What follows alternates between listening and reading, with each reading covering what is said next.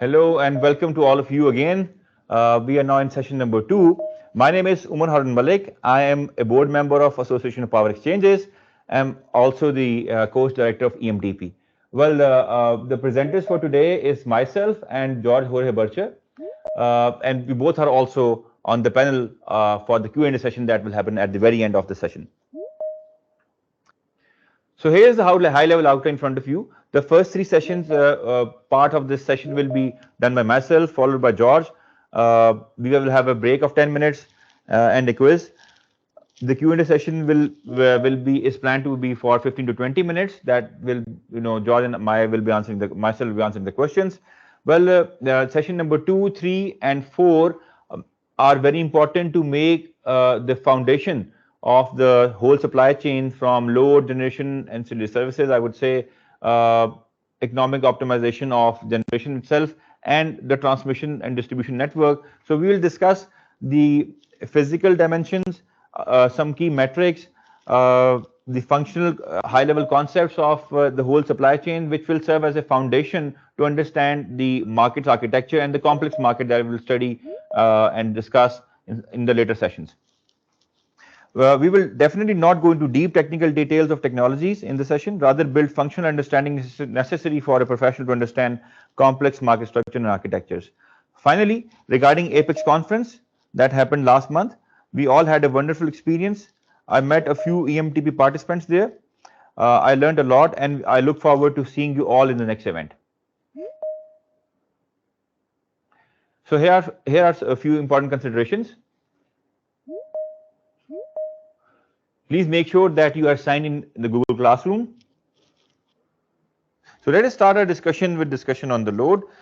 We all know that electricity is a very vital commodity in our modern economies. The characteristics of the demand help determine not only which generation technologies are most useful, how much generation capacity is needed, and the degree of security and stability required in the generation fleet, but also in planning of capex investments in the wire business, that is the transmission and distribution. That is also driven by the load itself. The supply chain consists of generation, transmission, distribution, and then the load. So the point I want to make here is that the location of the generation and the load is most of the time it's fixed.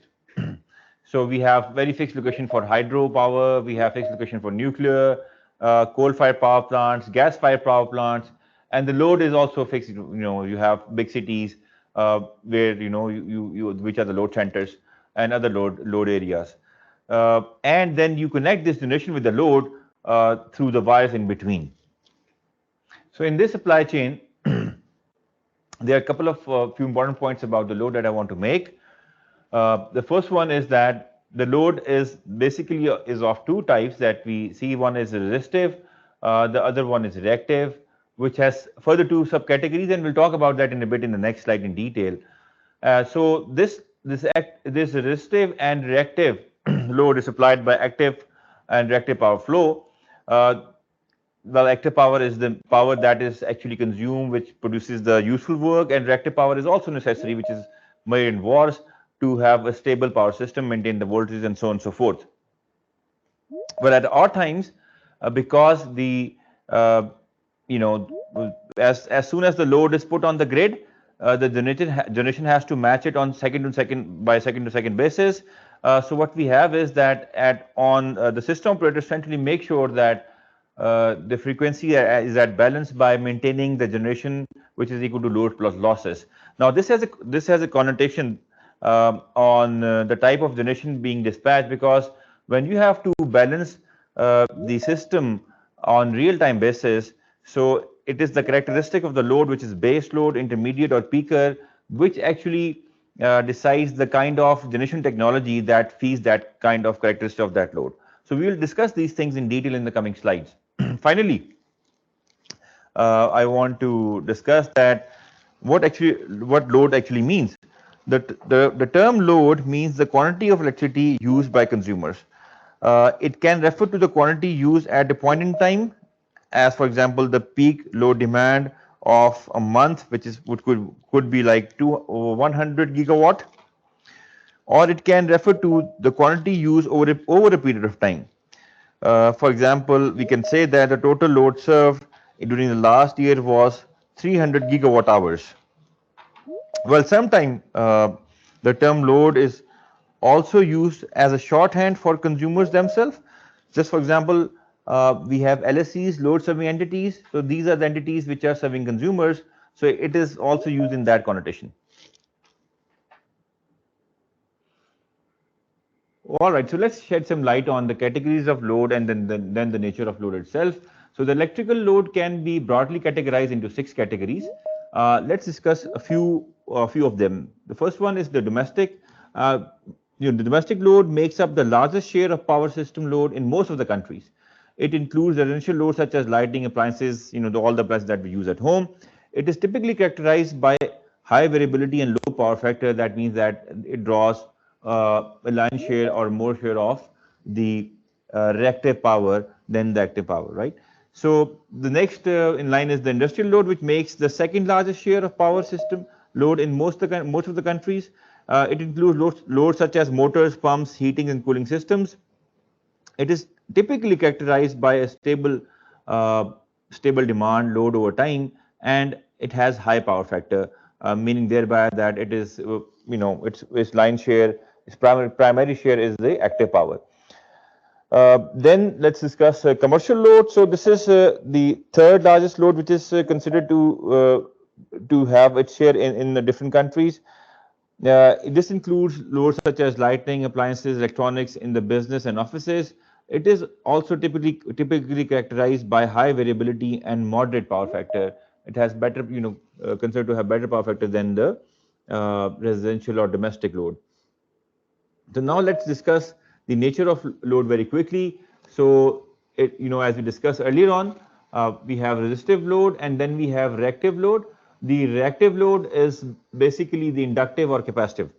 So what exactly is the resistive load? This type of load consumes electrical energy and converts it into heat. Resistive loads are typically constant current loads, meaning that they draw a constant amount of current from the power source regardless of the voltage.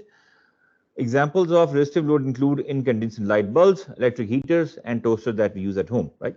The second in line is the inductive load. This type of load stores electrical energy in the form of magnetic field. Inductive loads are typically found in motors, transformers, etc. When an inductive load is connected to a power source, it initially draws a small amount of current. As the magnetic field builds up, the inductive load draws more current. Once the field is fully developed, the inductive load draws a constant amount of current to maintain this field. So this information is important because on one side, inductive load draws initially small amount of current. On the other side, the capacitive load, they initially draw a large amount of current. So this has some connotation on the design of the power system, especially the transformers and the wires that are connected to such loads. Well, from the previous slide, we tend to conclude that electrical load management is an important challenge for power system operators. By understanding the different types of loads and their characteristics, operators can develop effective strategies to manage them and secure and ensure that we have a reliable and affordable supply of electricity for the consumers. Now, on this slide, we're going to quickly discuss the location of the load, which is primarily based on their size or their sanction load. So the bigger the size is, the bigger the voltage that they are connected on. For example, we have transmission connected consumers that are, in some countries even we have consumers that are connected at higher voltages like 138 to 230 kV, depending upon the countries, the voltage that they have. Then we have sub-transmission consumers, which can be on 60 kV, 66 kV. And then we have primary consumers, which are part of the distribution system. And although they are bulk consumers, they also draw power in bulk, and they do have dedicated feeders or lines feeding them in the distribution network. And finally, where you and I live, basically the household or the small residential customers or industries at the distribution voltage, which is the voltage that we use at home. So these are the secondary or the small consumers. That includes us also as consumers at home. So in this slide, let us analyze that how the global demand in 2022, which was about 28,527 terawatt hour, is distributed among different countries in terms of their share in the quantities. So the top three consumers of electricity by 2022 were China with approximately 8,839 terawatt hours, followed by United States, which is 4,300 terawatt hours, and then India, which is around 1,800 terawatt hours. Well, we can see that this is followed by Russia, which has then the largest fourth share of electricity consumption.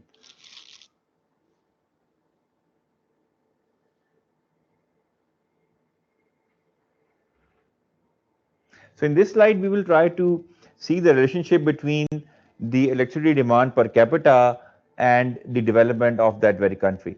So if we see that Norway, which has one of the highest electricity demand per capita, which is around 2.31 gigawatt per million people, well, its average daily demand is only 12 gigawatt. Its HDI is the second highest in the world, which is 0.96, which is, you know, the HDI is a far better measure or indicator of development of any country than GDP. So if you go on to the on the left side on the screen, which is US, we see that the electricity demand per capita is 1.48 gigawatt per million people. Its average daily demand is far higher than Norway, which is 490 gigawatt. However, its HDI is also of a developed country. It's higher than 0.9. It is 0.923. So let's move on towards a third example, which is of India. Here we can see the indices. The HDI here is of India is around 0.63. It has a huge population. Its average daily demand is high, but because of its huge population, its electricity demand per capita is 0.14 gigawatt per million people. And so, you know, you can see that there is a direct correlation or relationship between the per capita consumption and the HDI. So the HDI of India is in, you know, is in the medium range.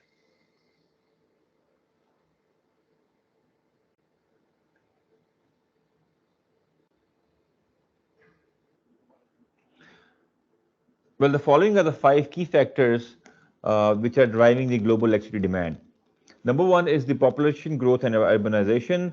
It is expected that the population is expected to grow by 2 billion people between now and 2050, with most of this growth occurring in developing countries.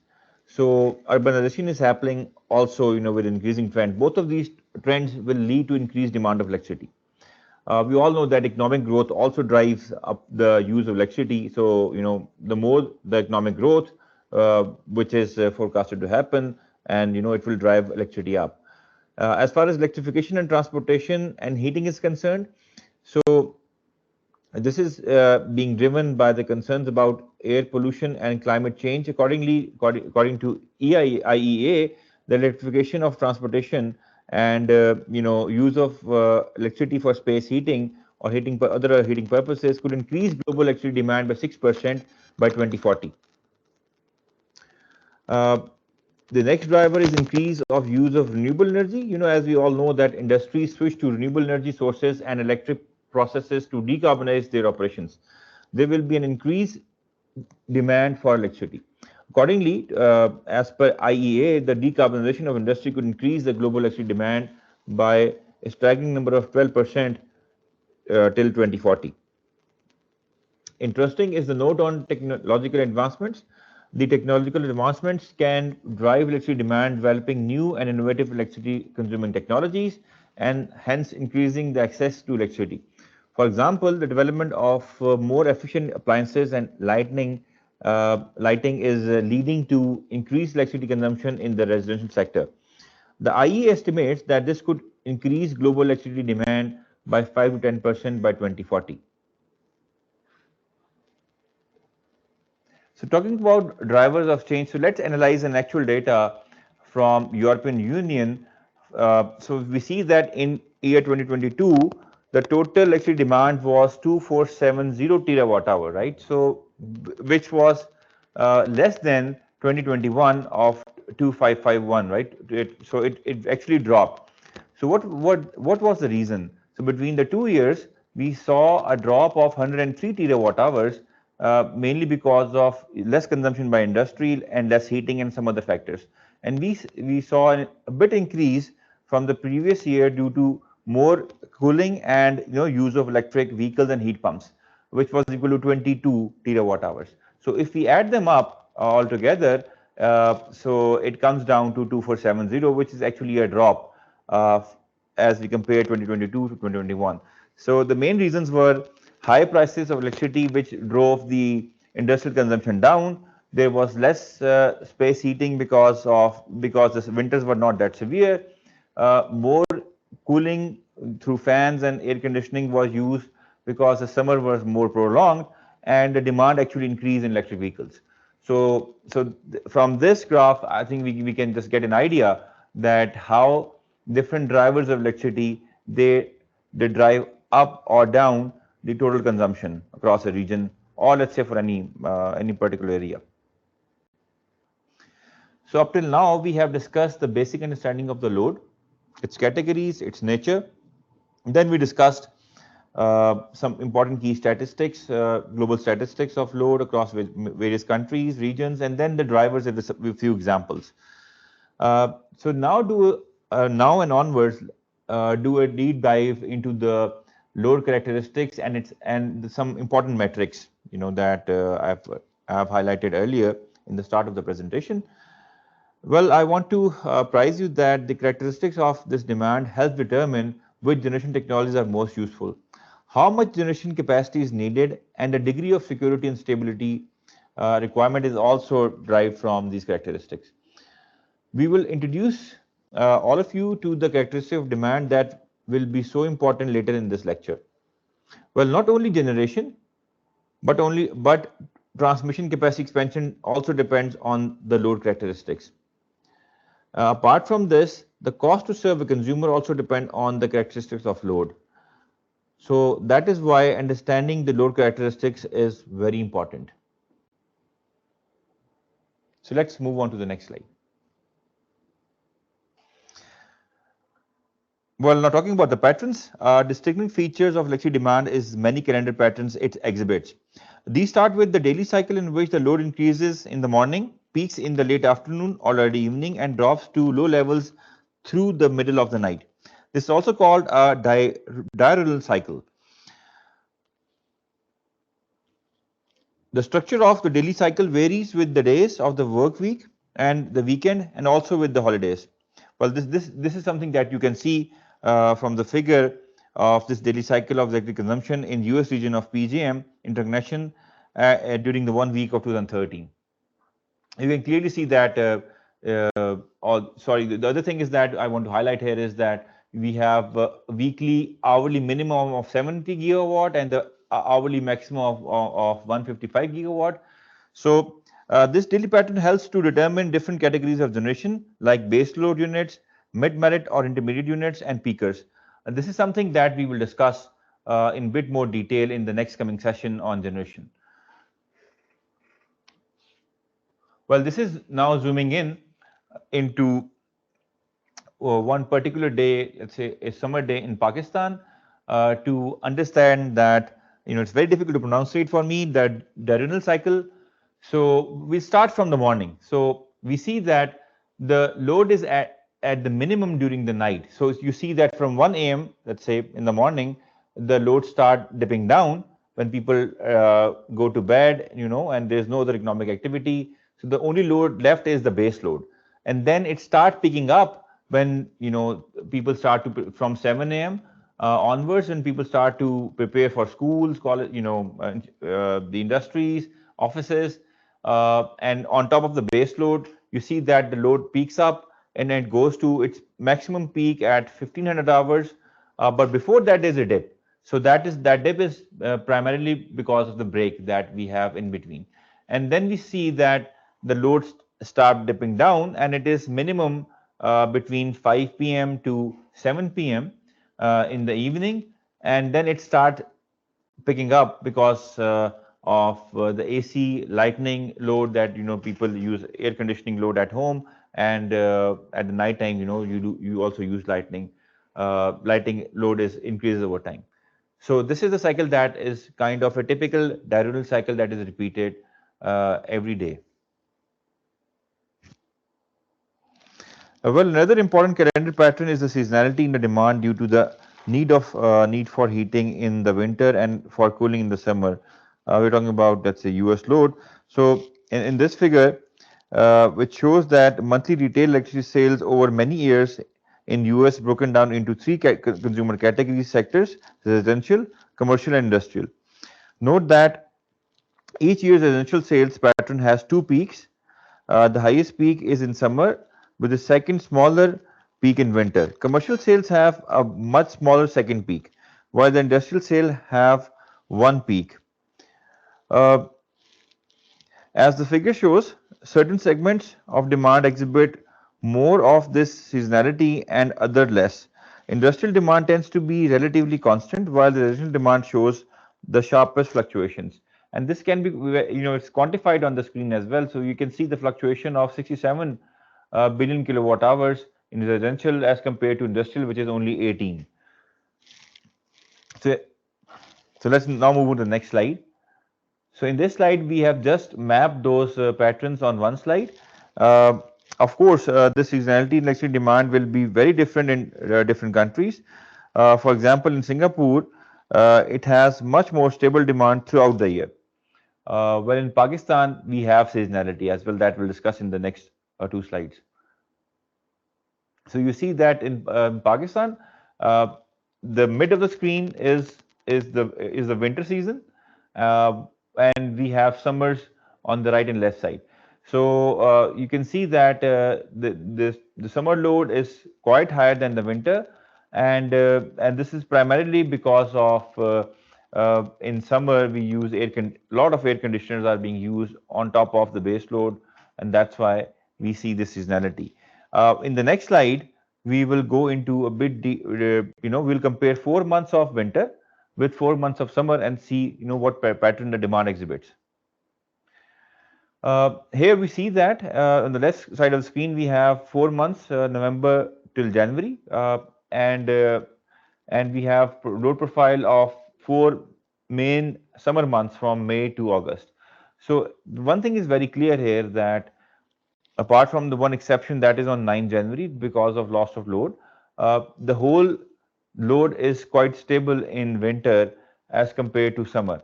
The changes are quite pronounced mainly due to the air conditioning load which is used, and so you can see the variation in load in the 4 summer months is far higher than the winter.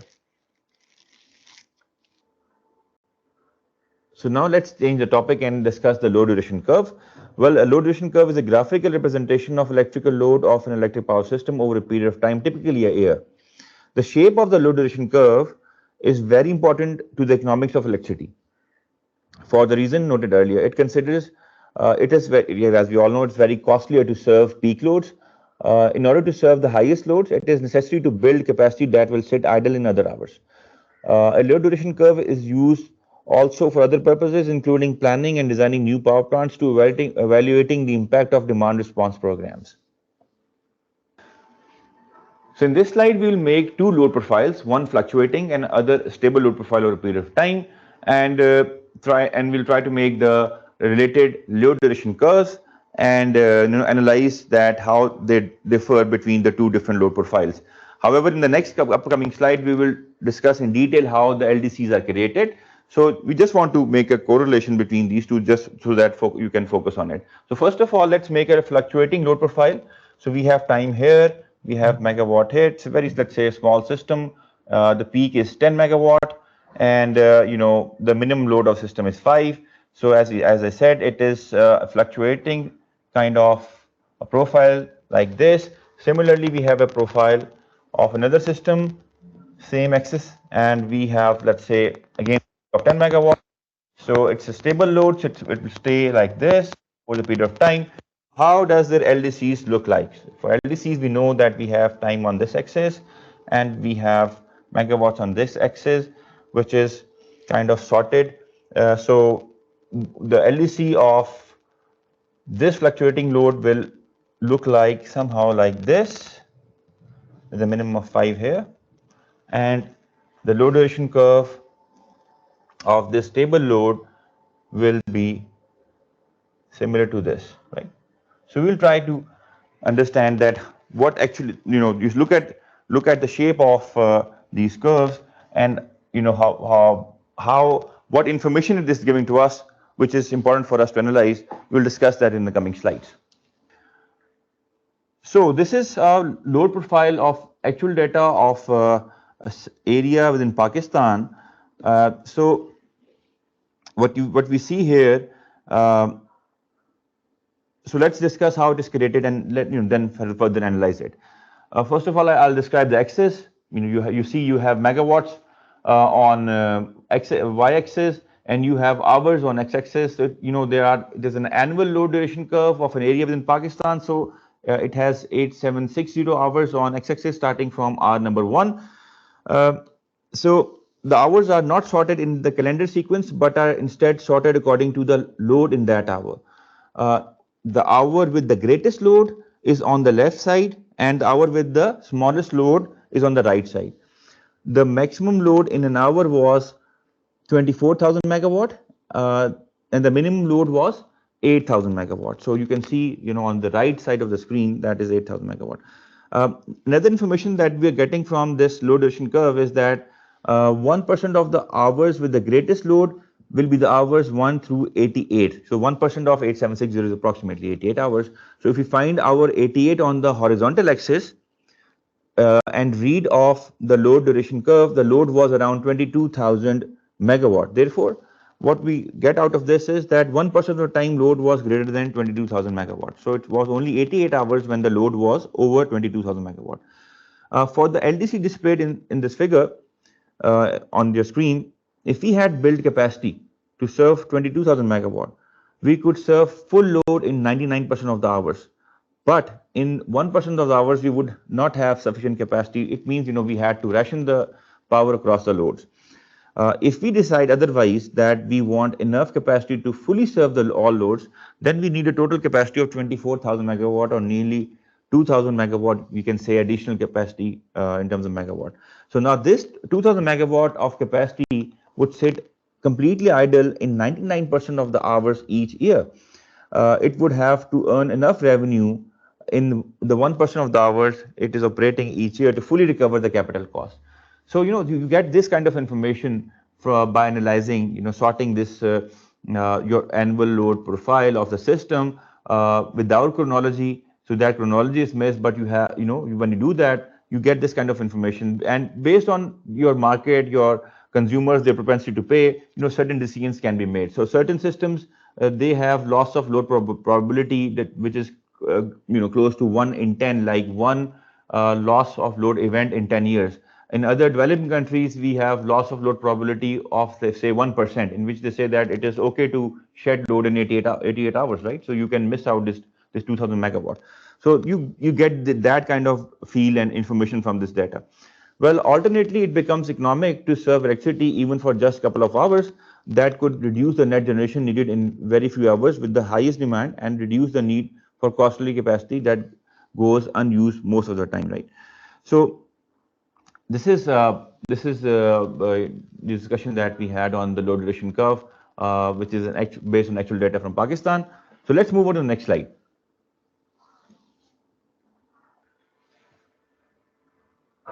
So let's now spend a few moments on discussing the normalized LDCs.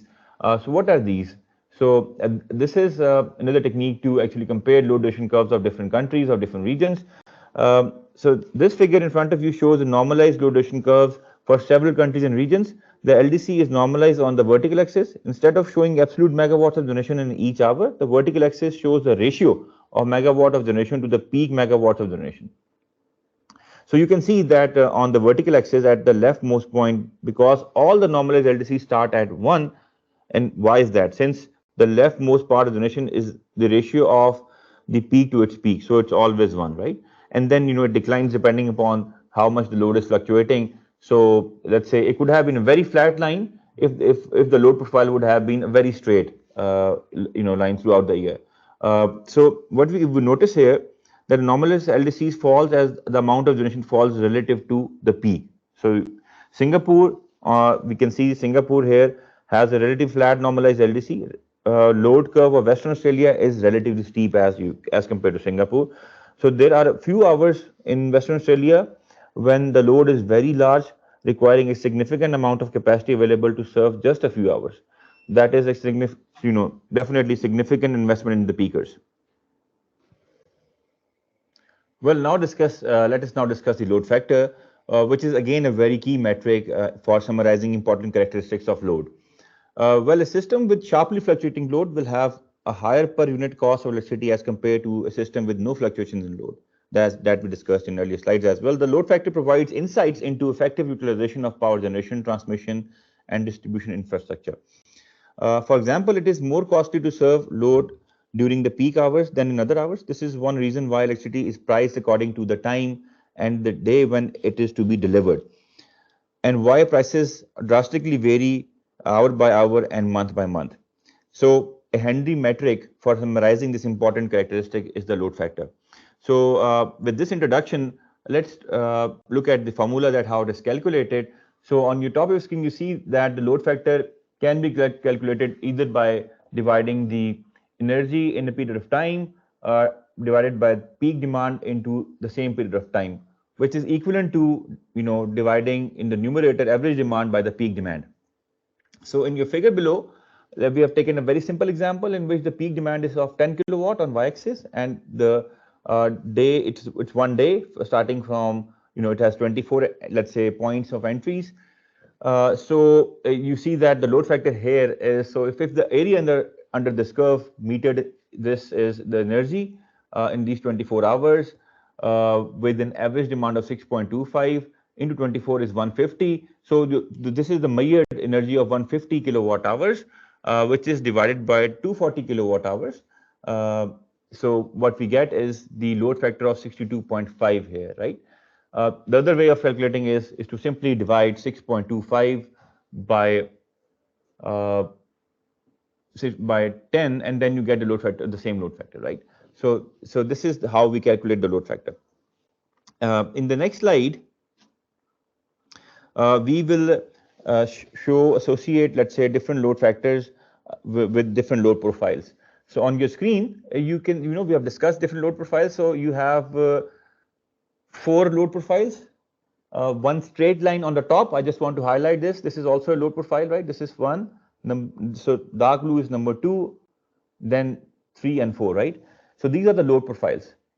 So I'll give you a second to think that do they all of them share the same peak load? Yes, the answer is yes, which is 2000 megawatt, right? So they all have the same peak. However, we see that the energy under the curve of the first load profile is maximum, right? So what load factor it will have? 100%, because it is the average over the peak, right? So the average demand and the peak demand are the same, so we have a load factor of 100%. Similarly, if we go to the bottom load profile, which is C at the bottom, so it's 20%, because we see that the average demand here is very low. So it will be around 400 megawatt over the peak demand of 2000. So it is about 20%, right? So the energy under this curve is also very minimal. So the thing here is that the load factor ranges from 20% to 100%. High load factors indicate more efficient resource utilization, lower energy costs, and better sustainability. While on the other hand, low load factors like 20%, the fourth curve, lead to underutilization of resources, increased cost, and potential challenges in maintaining a reliable power supply during the peak demand. So the key takeaway here is that the power utilities or load serving entities aim to optimize load factors to achieve economic and operational utility of their assets and reduce, let's say, definitely the cost, because they all exist to provide reliable and affordable supply. Well, in the next slide, we will analyze the load factors of load that we discussed earlier from PGM and PGM interconnection for different load categories. So what we see here is the energy on y-axis and the time period on x-axis, and there are three profiles: residential, commercial, and industrial. Okay, now that we have looked at them, so we can very easily see that different classes of consumers have different load factors. In the figure in front of you, you can see the load factor for residential sector as a whole should be much lower than the load factor of the commercial sector, and that of the commercial sector will be lower than the industrial. Why? Because of the fluctuations that we see, because it's a ratio. So we see that the fluctuation between the max and the min is quite high for residential, right? So let me ask you a question. For the reason above, that we have discussed just earlier, it is generally costlier to serve customer with lower load factors. So do you think that this statement is true? That is, the cost to serve an industrial consumer with such a profile will be higher than a cost to serve a residential customer with the profile in blue? The answer is no. It's the other way around. For a flat load profile with the higher load factor, the cost to serve will be lower, and the cost of serve for a low load factor with a fluctuating profile will be higher than that. That's why in several countries, developing countries, these consumers which have low propensity to pay, they are protected and they are cross subsidized also from the industrial consumers, because their cost of service for residential customers are quite high. Now, companies supplying electricity carefully evaluate the load factor of the customers. The load factor for a particular residential customer could differ from the factor of the sector as a whole as well, right? So they can even differentiate between customer to customer because they have different load profiles. But we are talking about an aggregate load profile of an area of one class of customers. So what happens is that suppliers will carefully consider how different an individual customer might be from the aggregate. So they make their portfolio, and then they do the contracts, or in order to make sure that they have the right amount of balance maintained between the contracts that they have and the profile of the consumer that they have. Okay, so in best interest of time, we'll walk quickly through the diversity factor and coincidence factor. Well, I will take maybe 10 seconds on explaining the coincidence factor, which is inverse of diversity. So let's spend next 1 or 2 3 minutes on understanding what is the diversity factor and how this information or metric is useful for us as power market professionals. You see the two demand in megawatts and hours on x-axis. So there is a system curve which has a peak of, let's say, 1500 megawatts in this. And then we have shown just one category. Just for example, let's consider this is a domestic load during this period of time, which has a peak of, say, 500 megawatt. However, its contribution at the time when the utility is peaking is far less than that. Maybe less than 500 megawatt, right? Maybe 300, 200, whatever. So before we calculate the diversity factor, so this is an important point that you should make a note of, that individual categories of load can have their individual peaks at different times than the utility peak, right? Which is good for the system, and why it is good, we'll talk about that in the later slide. Next slide, please. So here we see the formula of the diversity factor at the bottom of your screen, which is what in the numerator you have sum of individual maximum demands. For example, in the last slide we showed the individual maximum demand of the load profile of domestic category was 500. So we will add all those individual peak demands. We'll do an example here in a bit. And in the denominator, we have the maximum demand of the system. In that case, it was 1500, right? So keep this in mind, and let's make a diagram, and I'll try to explain it. So you have demand on y-axis, and then you have the time on x-axis, let's say any period. So let's make a system profile with a peak of 1500 megawatt, right in the middle. There you go. So this is 1500 megawatts. We will make 3 categories of load, and they are not relevant. So this is just for the sake of example. The first category is domestic with a peak of, say, 500 megawatt. So it improves. See, you see that it is, then again, it's not coinciding with the system peak. The second category is commercial. Let's say it's again 500 megawatt, but it also don't coincide with the system peak. And the third category, let's say it's industrial and it has a peak of 1000 megawatt, and then again it does not coincide with the system peak, right? So right, there you go. So we have 500, 1000, so it is not drawn to scale, excuse my drawing. So you see that if I can write 500 here as well, so these are the individual peaks, and we have a system peak here. So this is 1500, but the individual peaks are happening at different point in time during this period of time, right? So what will be the diversity factor here? Is it good for the system or not? Just think about it. I'll give you a few seconds to think about it. Well, I'll give you an answer in a bit, but let's first calculate the diversity factor. So it's very easy. In the numerator, at the bottom of the slide, you see that we have the formula. So in the numerator is the sum of the individual peaks, which is 500 plus 500 plus 1000, which is 2000. And in the denominator, we divide this by 1500, which is the system peak in our case. So the numerator we have 2000, which is divided by 1500, and what we get is 1.333, right? So the diversity factor greater than 1 is always good. So what does this mean to us?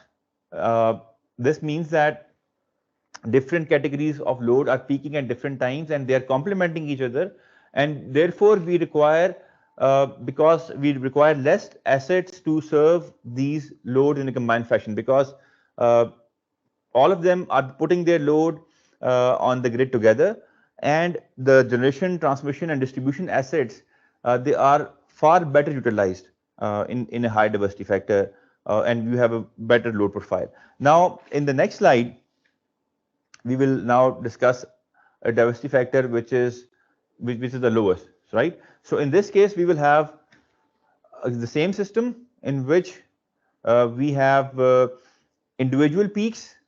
We will have individual peaks of domestic, commercial, and industrial, which are coinciding, right? So let me draw it for you. So for example, if all the peaks are coinciding, so this is one chart of, so now I'll overlap the commercial over it, right? And then we have industrial. So let's say this is 500, 500 plus 1000. Then again, it's not drawn to scale. So what will be the system peak in this case? It will be 2000, right? So the system peak I'll draw, yeah. So it will be like a hill. In this case, it will be 2000, right? So the diversity factor will be very easy for us. So in the numerator, the sum of individual demands is always peak demand is always 2000. In this case, the peak of the system is also 2000. So the diversity factor is 1, right? So this is very bad for the consumers because it means that we need to install now 500 megawatt extra capacity of generation, and surplus capacity in transmission to serve the same energy to the consumers. So what does this mean? That the cost per kilowatt hour or the units will be higher for the consumers. So what does the utility do? They tend to, the main thing that they do is they give high price signals at the system peak hours, so that the consumers who can shift their load from the peaks to the valleys, right? So they start to do it. For example, in Pakistan, we have very high tariff for residential customers during the system peak hours, and it helps because studies have shown that several residential consumers, the big consumers, have shifted their load from the peaks to the valleys. So it shifts, and this total 2000 megawatt capacity which is required in GTD is further reduced. So now let's shift our discussion to price elasticity of demand. So on y-axis we have dollars per megawatt hour of energy and of electricity, and have quantity on the x-axis. So as you all know that a demand curve is generally downward sloping. So if I draw it on the screen, see it like this. So let's take a point at the bottom of the screen, and that's related to the quantity demanded. So this point that intersects the x-axis is the quantity demand. It's called the quantity demanded, and we see that if the price its rated price is just, for example, $5 per megawatt hour, right? For this amount of quantity that is being demanded. Now, if the price increases to $10, I'll map it on, yes, there's the y-axis, yes. So now if we map the quantity demanded on the slope itself, so we see that the quantity will reduce from QD, I will call it 1 to QD2, and it has reduced. So what basically this is showing, let's say, for a typical consumer of any commodity, this could be mangoes, potatoes, electricity, right, in which this behavior is shown, and this shows their underlying desire of the consumers to increase or decrease the quantity, and it shows their sensitivity to the price, right? So basically this line, which is called the demand curve in front of you, tells us that how the consumers demand that commodity with respect to the increase or decrease in price, right? So so let's move on to the formula, that how this price elasticity of demand is calculated. So in the numerator we have change in quantity, and in denominator we have change in price. So the difference between QD1 and QD2 is in the numerator, and you see that change in price is in the denominator, and with this we get the ratio which is called price elasticity of demand. That will analyze a bit detail in the next slide. So the price elasticity of demand is further categorized into short term and long term. By short term we mean that how elastic is the quantity demanded in next few hours to few days, and in long term we mean let's say few weeks, months to years, right? So electricity is generally considered inelastic in the short term and elastic in the longer term, because we can change our equipment. For example, if the prices of electricity at home increases, we can always change the equipment. We can install LED bulbs rather than the old incandescent bulbs, and we can install efficient devices to reduce our consumption if the price has increased. But in short term that is not possible, right? So that's why it's called inelastic. So what exactly is inelastic demand or an elastic demand curve? So if you talk about a perfectly inelastic demand curve, it will be a vertically straight line. So you see that on this, the quantity demanded remains constant with any change in price. So if I write on the numerator, the quantity demanded is, there's no difference. If the price changes, for example, I change the price from $5 to $10 to $20 on y-axis, the quantity demanded will always remain same, which is coming from the x-axis, right? So the change will be always zero. So there's QD1, QD minus 2 is always equal, so it will be 0, which is divided by change in price. So the answer is 0. So for a perfectly inelastic demand curve, we have elasticity is equal to 0. To the exact opposite of is a horizontal line, which is a perfectly elastic demand curve. Sorry for if I said earlier, the earlier demand curve was perfectly inelastic. So this is perfectly elastic curve, which is a horizontal dotted line, in which the quantity demanded with respect to iota of change in price is infinite, right? So it is, you can write it infinity. So this is a horizontal line is for a perfectly elastic demand curve, and vertical line is perfectly inelastic. And in between, we have different demand curves that we have discussed. So I'll not go into detail of this. We have discussed this in the previous slide. So let's now move on to the next slide. So in this slide, we will together try to analyze the impact of demand response on the elasticity of demand itself and the market clearing price, or what we call the marginal price of that very hour of that minute, right? So let's consider that the quantity demanded is very inelastic. So we have a very straight line that I will draw. We have a supply curve that looks like this, right? And the clearance between them is the market clearing price. So we call it P1 on the y-axis. We can call it also as inelastic clearing price. So this is an inelastic clearing price. Just keep this in mind. And now we see that the quantity demanded is Q1. So if the demand response is implemented whereby the load is incentivized on the real time to reduce their demand during the peak hours and shift it maybe to non-peak hours, or or maybe reduce it. So with that, the demand curve may look like this, like a curve, maybe like this, right? So now the new intersection between this elastic demand curve and the same supply curve is called, and the intersection basically is P2, and we can call it as elastic clearing price. So you can clearly see that just because of this intervention, the margin price has decreased substantially, right?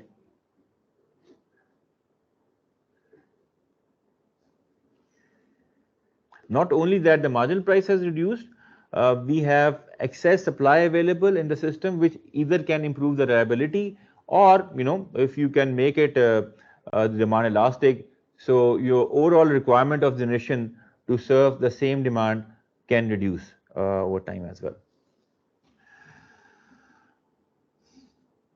Well, this figure on the screen shows some estimates of the hourly demand elasticity in Germany. So you can see on x-axis we have hours a day, and on y-axis the price elasticity of demand is mapped. You can see that on this figure that the elasticity is greatest, most negative in the morning and evenings. It is plausible that consumers, including commercial consumers, have some flexibility about when to start and stop a certain process, so that they can shift a portion of their morning or evening demand from one hour to another in the face of high prices. Well, on the other side, at night there is less shifting possible. So that is very clear, because if you see on the start of the chart, the elasticity, price elasticity demand is very close to zero, right? So yes, if you can, yes, this portion. Well, as power sector professionals, we all know that the unscheduled failure to provide service to the customer is very, very costly. The value of that foregone service is called value of lost load, or its acronym is VOLL. Well, there are several number of factors that contribute to value of lost load. That includes cost of lost productivity for a consumer, to cost of damage to the equipment and inventory. It could be cost of disruption to the business operations, or it could be the perceived inconvenience and discomfort that it has caused to the consumer, this unplanned outage. Value of lost load can vary significantly depending on the type of customers and the location of the outage itself.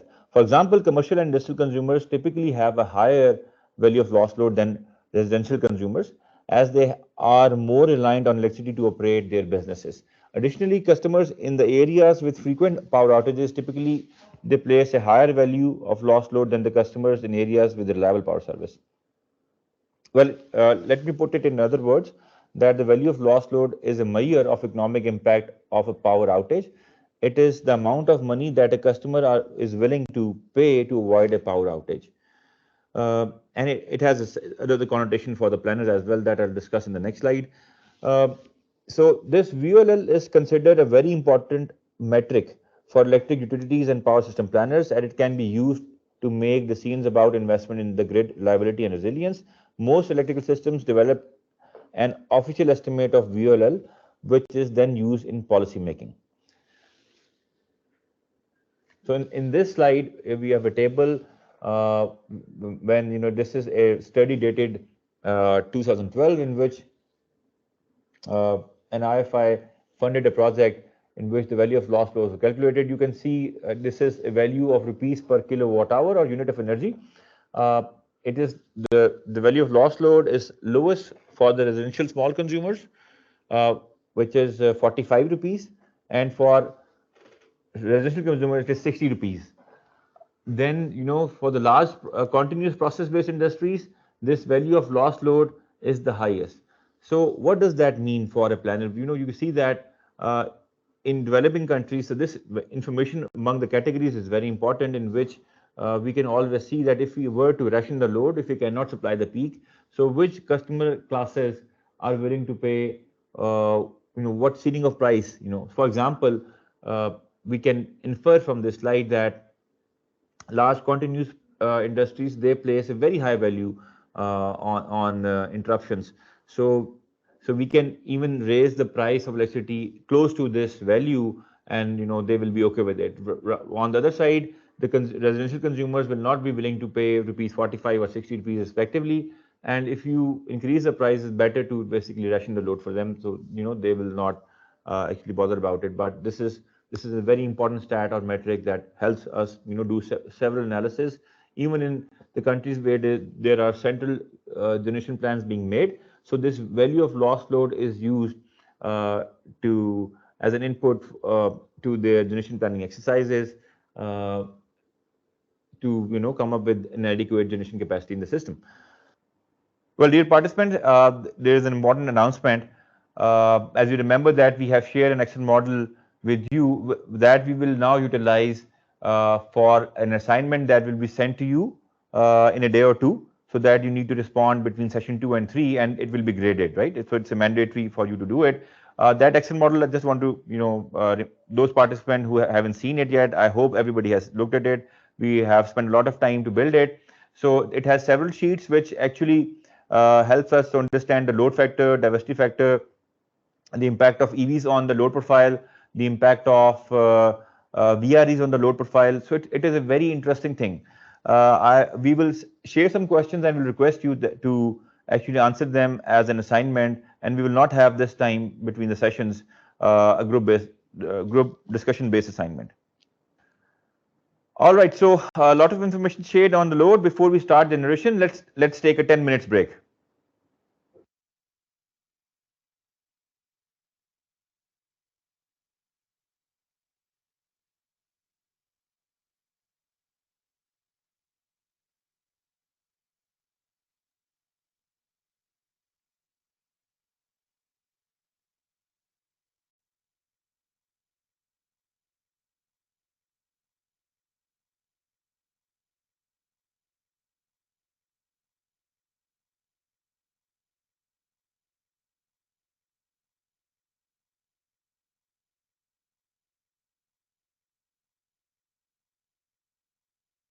So before going into generation technologies, first of all, we will discuss the energy statistics across various countries, main countries across the globe from 1990 to, let's say, the current year. So in front of you is a chart that shows on its x-axis years from 1990 to 2022, and on y-axis we have the generation or the demand of that very country. So what we see here is that in United States, starting from 1990, the coal mix was about 54%, which in the recent year 2022 reduced to about 14%. And the mix of gas, it increased substantially to over 30%. Well, so this is the mix of fossil fuel that is more than 50% in United States energy electricity mix of generation even today. And then we have rather clean energy, which is we see here. So today we see that in 2022 we have about 4,296 terawatt of total generation in US, and we also see that there is no substantial increase in the electricity demanded over the years, and this is you can see here this index also that energy use per capita has even decreased, and this is mainly contributed by the energy efficient use of devices in United States. So here we will discuss the same stats about China. So we can see that over the 2 decades, this use of electricity or the demand. So this graph actually mimics like a mountain, right? So definitely China has grown several times its economy has grown several times, and so has its energy consumption or electricity consumption. It has increased 14 times over a period of 22 years. So although you can see that about 70% mix in 1990 was coal, how it has been reduced as per terms of percentage in 2022, but in terms of quantum, it has increased 10 times. So we have coal, we have gas, we have some oil. Remaining part is clean energy in China. When we see its stats on the left side, we see here that the energy use per capita, all its population on one side has increased many folds, and its energy use per capita has also increased. So we move on to the next slide and discuss about Brazil. So here what we see is that in 1990, the major part of the electricity generation mix was coming from hydel here, right? So now they have diversified their mix and have reduced hydel in terms of percentage because of severe droughts that came in these time periods. So just to ensure energy security and to meet definitely the clean energy targets, so they have increased the generation from other electricity technologies or sources, wind, solar, and bioenergy. So this is a very interesting graph. Brazil's system is mainly dominated by hydropower still, and they have big dams like Atapu, whose generation capacity is over 14,000 megawatt. So what we see here is that Brazil population has also increased by significant percentage, and because it is also a developing country, the energy use per capita has also increased. So it's HDI. So finally, we'll talk about the generation mix of UK, and what we see here is a very interesting trend that it's like a bell curve, and we see that the electricity generation was, or the demand was maximum during this period, and then it has reduced, and this is mainly contributed by energy efficiency that has been implemented in UK. UK, because it's also a developed country, and what we see here is that its HDI has tremendously increased in these 22 years, but its energy use per capita has declined, right? So this is a typical trend that we see in energy use per capita in developed countries in which they have very effectively used or integrated energy efficiency in their system.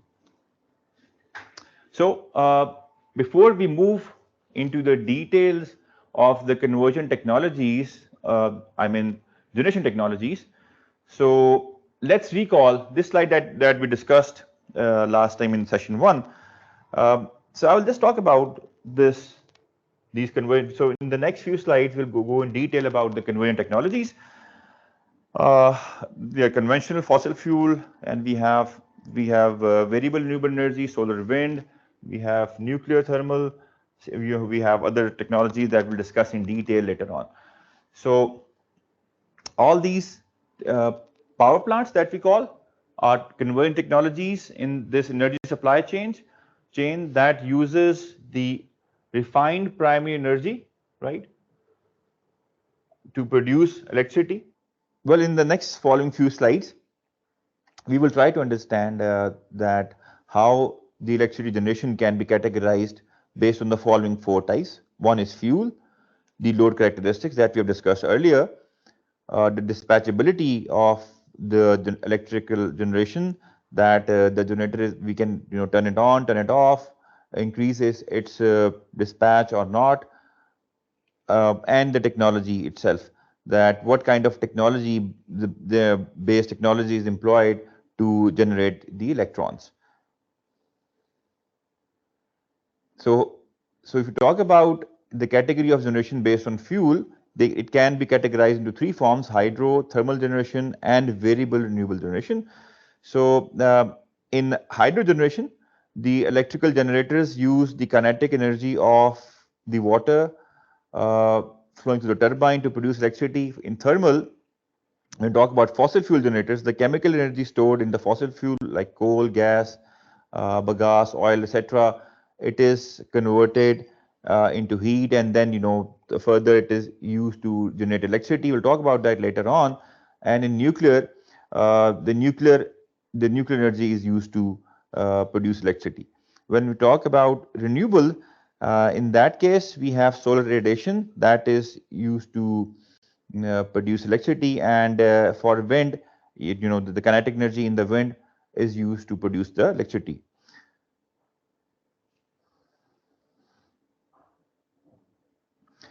Generation technologies are also designed to meet specific characteristics of load. For example, as we have discussed earlier in our load discussion, that there are three main categories of load: base load, intermediate load, and peak load.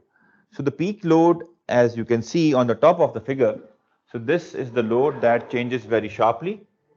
The intermediate load in between, it changes, but it is very predictable, and the rate of change is not that sharp as the peak load in a day.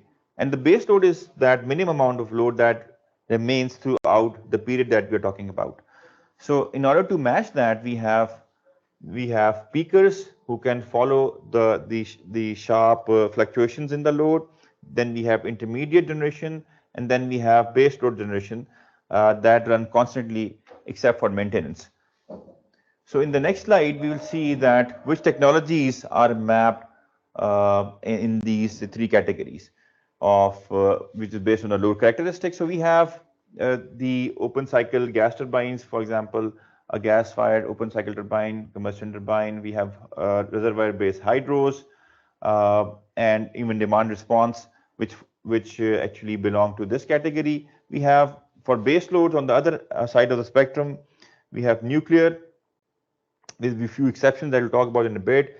We have steam turbines, and in some cases some hydros based on the system itself.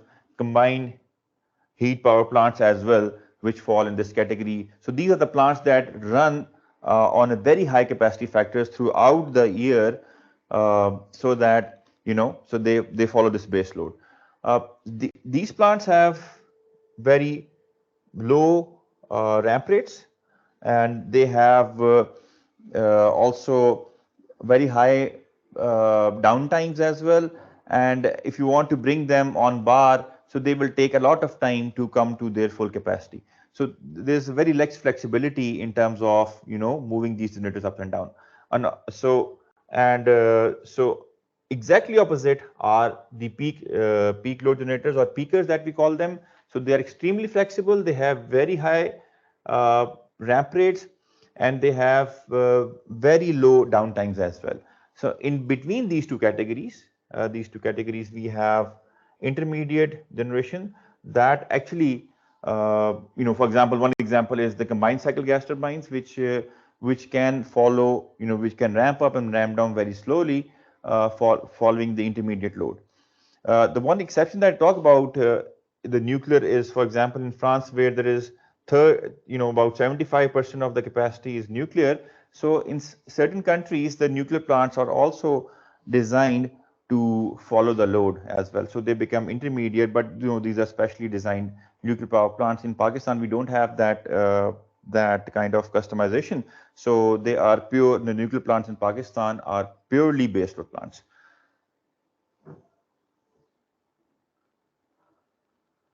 We can categorize the generation based on these three parameters as well. One is the firm generation. So this is basically the generation that is available when it is called for and flexible generation is also kind of firm generation, but it is very flexible in terms of its ramp rates. It can follow load very quickly. And we have variable generation. So this variable generation is the variable renewable energy, for example, solar and wind. So these are dependent upon the weather conditions. They are, if there is sun out there, if there are clouds, so there is no electricity production. So their output is dependent upon their input, which is actually variable. So we can look at the categorization of generators from this aspect as well. Generators can also be categorized based on the technology that they employ. So you can see there are two major categories in front of your screen: electromagnetic induction based generators and the solid state conversion based generators, which is the solar cells actually.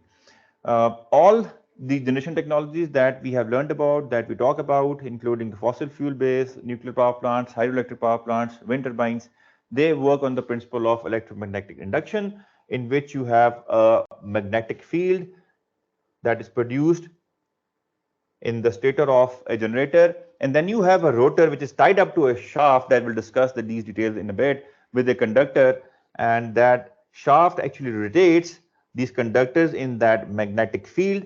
And due to the law of electromagnetic induction that we'll not discuss in detail here at all, you know, when a conductor moves in a magnetic field, the electrons are produced, and then those electrons, you know, are generated and, you know, shifted to the grid.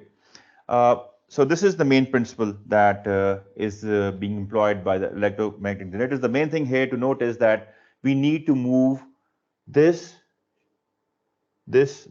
shaft of the rotor in a field so that the electrons or electricity can be generated. So how this is moved, we'll talk about that in the next slide.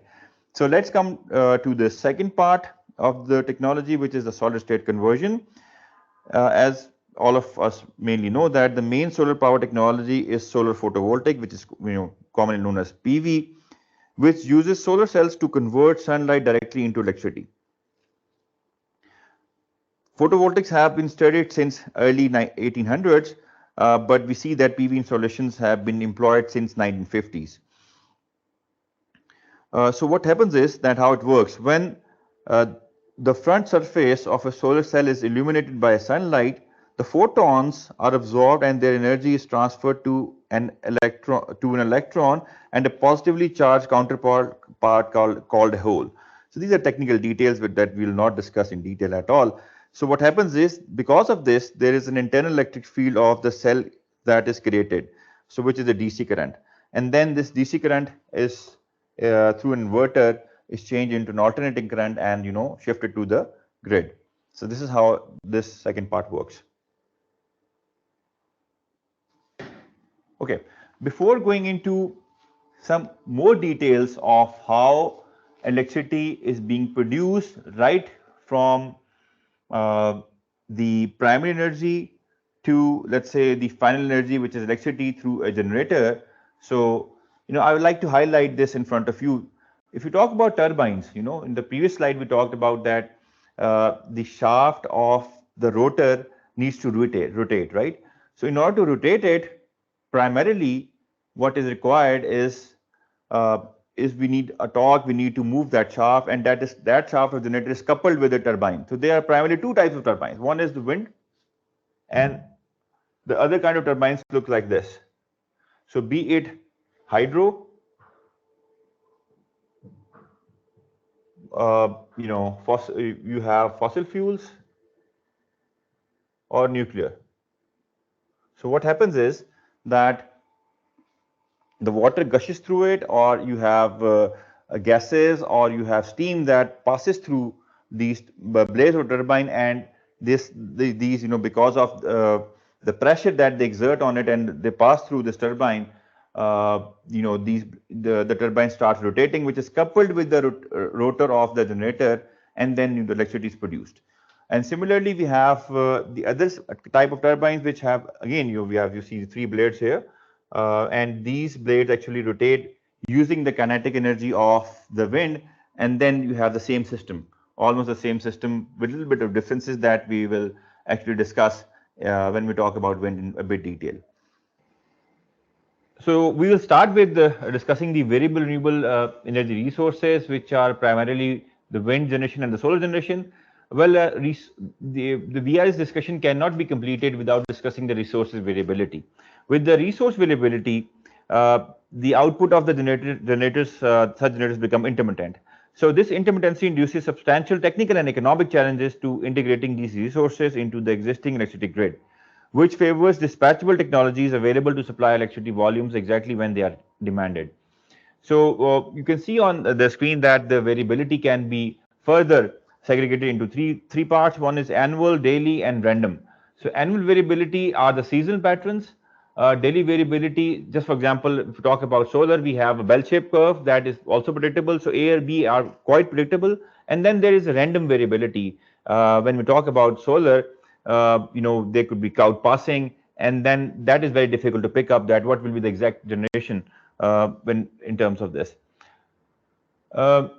So variable input gives the intermittent output of from solar. So in this chart we see that on x-axis we have time of the day, 7 a.m. to 4 p.m. and on y-axis we have the output. So this plant is a 1 megawatt. You can see a perfect bell-shaped curve on a perfect sunny day with good irradiance coming out. Then we have on a cloudy day in the green, you can see that the cloud passing, and this behavior is actually very difficult to predict. And then we have a rainy day, right? So it's almost chopped out. So it could be a very straight line, if you have a perfect cloud cover across the zone in which you have solar installed. All right, participants, this is an interesting chart in which we have 365 plots, by the way, for one particular year at one location. On x-axis, we have time, and each plot shows a day of solar generation profile. On y-axis, we have the generation in megawatt irradiance, right? So each one of them is showing actual generation of solar at one area. So if we look at the annual variability, we can compare this row of December, which have 31 entries, with, let's say, of June, right? So we can see that there is more solar irradiance in the month of June as compared to December, and the taller are the buildings or the bell curves in June. So when we see the daily variability, so this is your perfect bell-shaped curve that we can see that on the screen that so this is when sun comes out in the morning and then shines at the noon and goes down in the evening, and then there is no production. So this is also a predictable pattern that can be easily picked up. However, the random variability, if you see the second, this second of May, you see, and maybe this is 10th of May as well. So here there were like cloud passing, and this is very difficult to pick. So this is like a random or unpredictable variation in solar generation profiles. All right, so in this slide, we have actually plotted the real data of wind generation from one of the biggest corridors of wind generation in Pakistan, which is Jhimpir in south of Pakistan, from 7th of January 2018 to 10th of January. So let's analyze the daily variability across these 4 days. So if you look at the first point, let's say on the chart on the x-axis, which is 1 a.m. in the morning, we can easily see that from 503 to 0, this is the variation of generation of the same wind power plant in one location in between 4 days. Similarly, if we pick let's say any other point, maybe like point 10th hour, which is 10 a.m. in the morning. So at one time the wind was around 360, it was 0, and it varied a lot. So at different times, for instance, we pick some other points, so you will see that there is no kind of a correlation, and it is very difficult to predict the wind. So it is not unpredictable, but they are like complex algorithms which are used to predict wind with a MAP of close to 3%.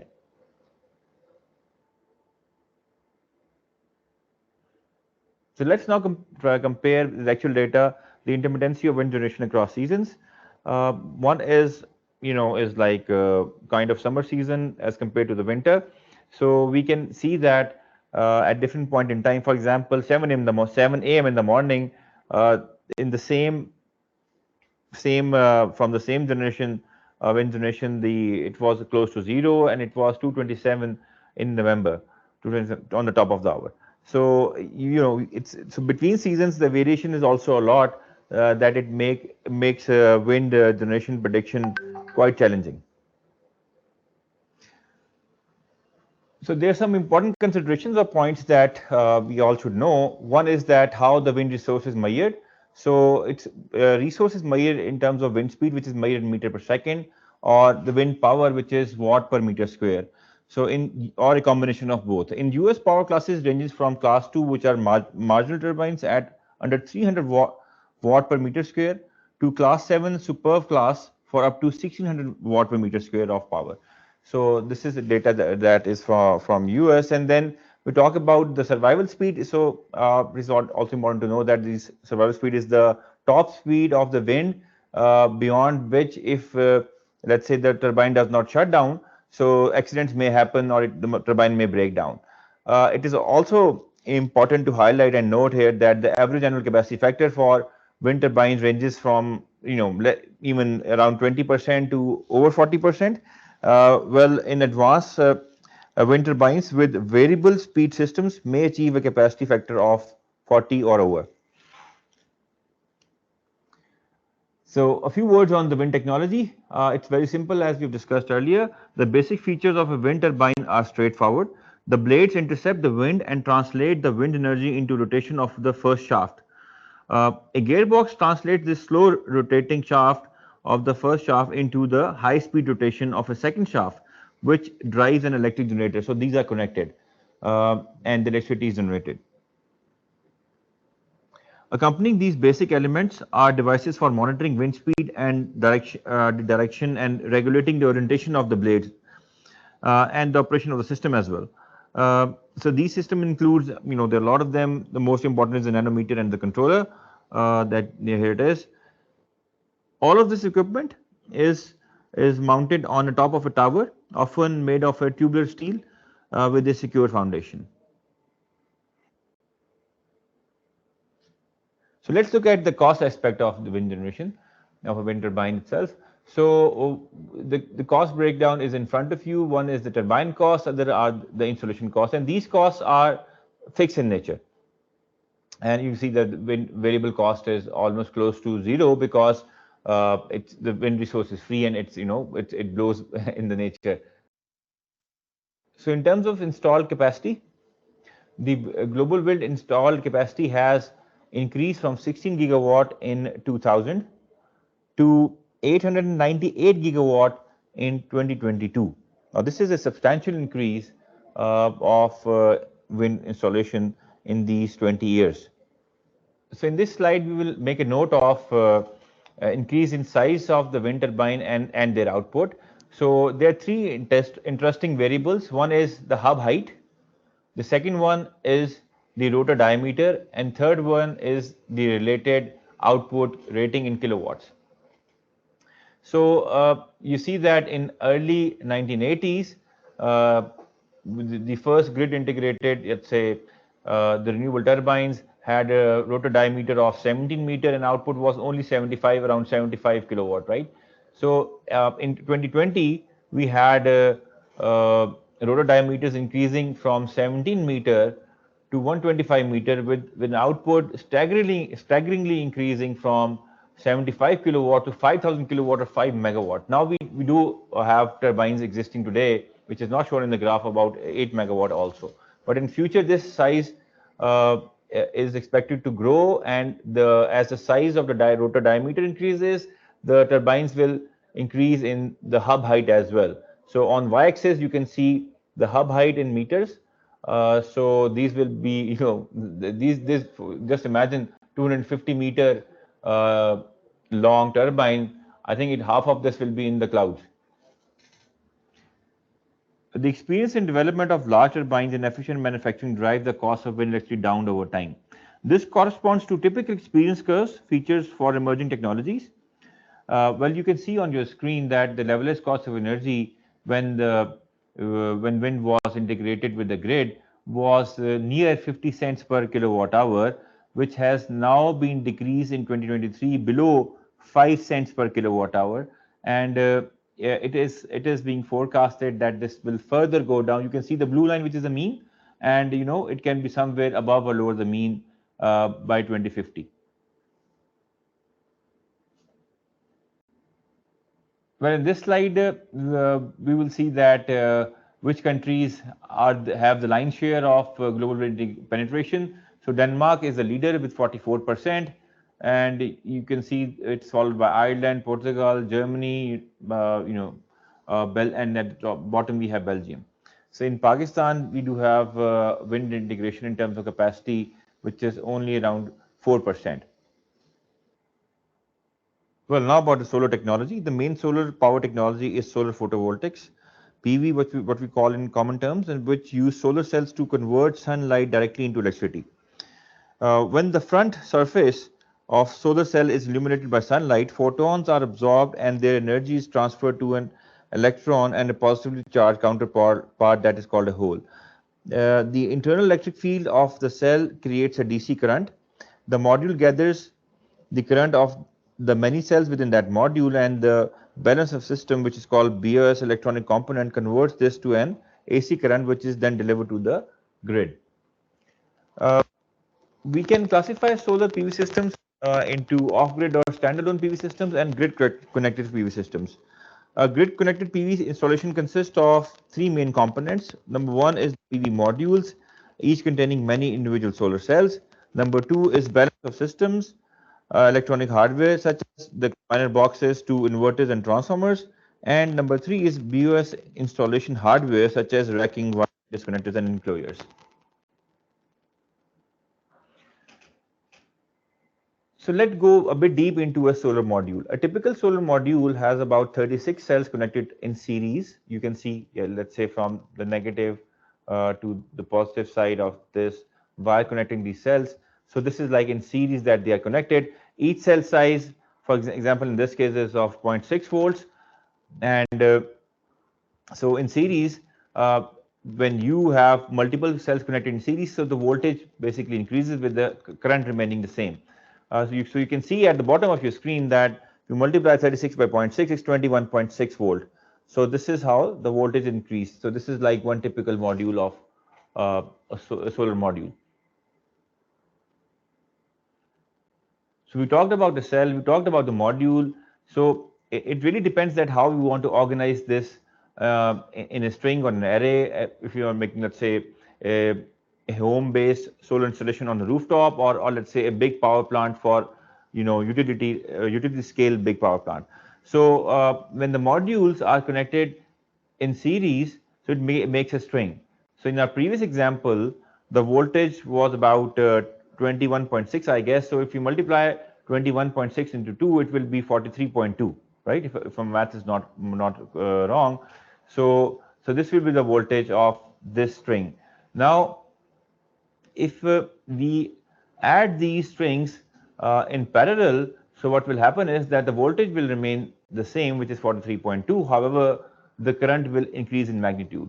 So you can use, depending upon the output which is required for producing the power, which is a product of voltage and current. We can use any permutation or combination of these modules, strings, and arrays.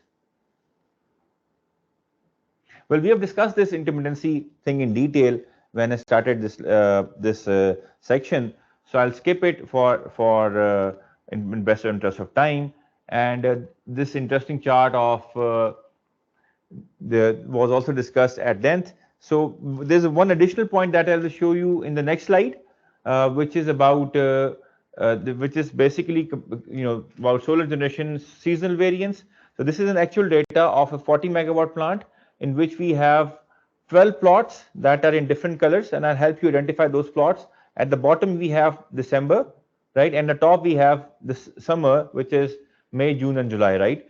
So each data point, for example, on x-axis, the 1200 hours is an average of, for example, for December, right? So for December at 1200 hours, the point on the chart in the bell curve is an average of 31 days of December, which is an average data point there. Similarly, all the points are constructed. So you can see from this chart is that there is huge variation of average generation, peak generation between the summer and winters.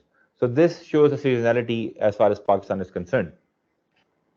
So now that we have discussed wind and solar technology in a bit detail, so it is time to discuss the other technologies which use the principle of electromagnetic induction. We will discuss fossil fuel based generators, nuclear power, and hydroelectric. Before going to the details of these technologies. What we will discuss is a high-level concept that how these generators operate by making a schematic diagram. So first of all, as we discussed in the previous slide, that in all of these electromagnetic induction-based generators, there is a rotor that is mounted on a shaft, and we need to rotate it. That is coupled with a turbine, right? So let's take an example of a fossil fuel-based generator. Let's say coal. The coal generators, primarily, they are based on steam turbine-based coal generation units. So let's take an example of a coal-fired steam turbine, which is used to produce electricity. It has three main components. The first one is a boiler, right, which uses coal to heat the water, and the output of this boiler is steam that goes into a turbine, right? The turbine with the blades that we saw in the previous slide. So in this turbine, we have blades and the shaft coupled with them, and the shaft is coupled with a generation unit in which we have a rotor here, which is within the stator of producing the electromagnetic field. So what happens is the steam comes out from the boiler, it goes into the turbine, higher pressure hot steam passes through this turbine, which rotates the shaft, which is coupled with the rotor, and the rotor basically moves in a magnetic field, and output is the electricity that we get, right? Well, a slight variation of this is a combustion turbine, in which we have the fuel being combusted within the turbine itself. So rather than external combustion, in case of a steam turbine, a combustion turbine, for example, a gas-fired combustion turbine, uses gas which is burned, and the gases which are exhausted after the burning, they move this is a slightly different design of a combustion turbine, which again rotates the turbine shaft, which is coupled with the generator, and electricity is produced. So this is like a slightly different modus operandi of operating a combustion turbine. So as far as the other technologies are concerned, you have nuclear in case of coal. In a nuclear power plant, we have for example, uranium here, which is used through a fission of the atoms. The heat is produced, and the same heat is used in the same process as for coal, or it could be oil, or it could be gas. So all these 4 or 5 different fossil fuels or nuclear fuel can be used in a steam turbine based generator that is used to produce electricity. So a slight variation again here is apart from, as we talked about, the combustion turbine, if we don't have let's say these fossil fuels, we use the kinetic energy of water to rotate this turbine, which is specially designed, huge turbines for, let's say, reservoir based hydros. Then these turbines move, and again the electricity is produced. And finally, we talked about the design of the wind turbine, in which we have blades. This is horizontal base wind turbine structure, which is mainly used, and the kinetic energy is used to move the shaft, which is then again through a gear system coupled with a generator that produces the output, and that is then dispatched to the grid. So now that we have discussed the how the generation can be categorized in different dimensions, plus we have discussed, let's say, a very high level schematic of the operations of the electric generation across the various let's say generation technologies. Now we will go a bit deep dive into each one of the technologies in terms of different dimensions. So let's now discuss some interesting features of a coal-fired power plant. As we all know, coal is very abundant across the globe, providing a plentiful supply of low-cost fuel. It is easy to combust and use in generation, and it is easy to store at the generator as well. On the other hand, as we all know, that it is a very dirty fuel, well, which contributes to a lot of pollution, and so its coal use is now discouraged all across the globe. The primary coal-fired generation technology is widespread use is a steam turbine generator, which is fueled by air-blown pulverized coal mainly. Well, steam turbine units are dispatchable. They can be turned on and off, and once on, their output in megawatts can be turned up and down. However, they come with very important constraints in terms of the dispatchability. Well, they require a minimum start time before they can begin producing electricity, and then it depends upon that the generator is in cold state, warm or hot state. But as compared to other technologies, the minimum start time is quite large. Once operating, they have not only a maximum but also a minimum generation level, and they also have maximum ramp rate, which is the rate at which it can move from a lower level of generation to a higher level of generation, as well as from the maximum rate at which they can ramp down. So as compared to other technologies, their ramping rates are quite slower. For example, as compared to peakers, we will compare in a table in the next slides that these ramp rates across various technologies as well. So therefore, steam turbine units have proven to be good base load plants, or as mid-merit units following load through most of its predictable and gradually daily and seasonal cycles. But on the other hand, they are very poor at matching the unpredictable or quick ramps of load up or even down, on the other side down. Well, they are also good at providing certain type of security and stability to the system, which we often label as ancillary services that we'll discuss in the coming section. Apart from this, as we all know, that coal-fired generation produces several types of hazardous waste, including coal ash and emissions to air like SOx, NOx, carbon monoxide, carbon dioxide, even unburned hydrocarbons, and some VOCs, which are volatile organic compounds, as well as arsenic, mercury, lead, and other toxic metals.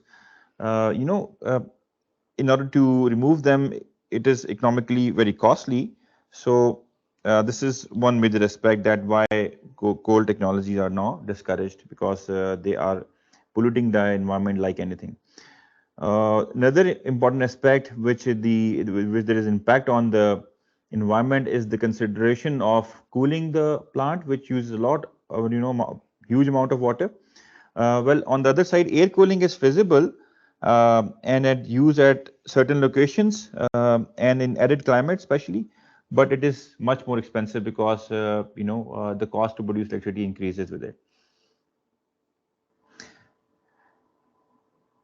Well, dear participants, in the previous slide, we have discussed the steam turbine in detail.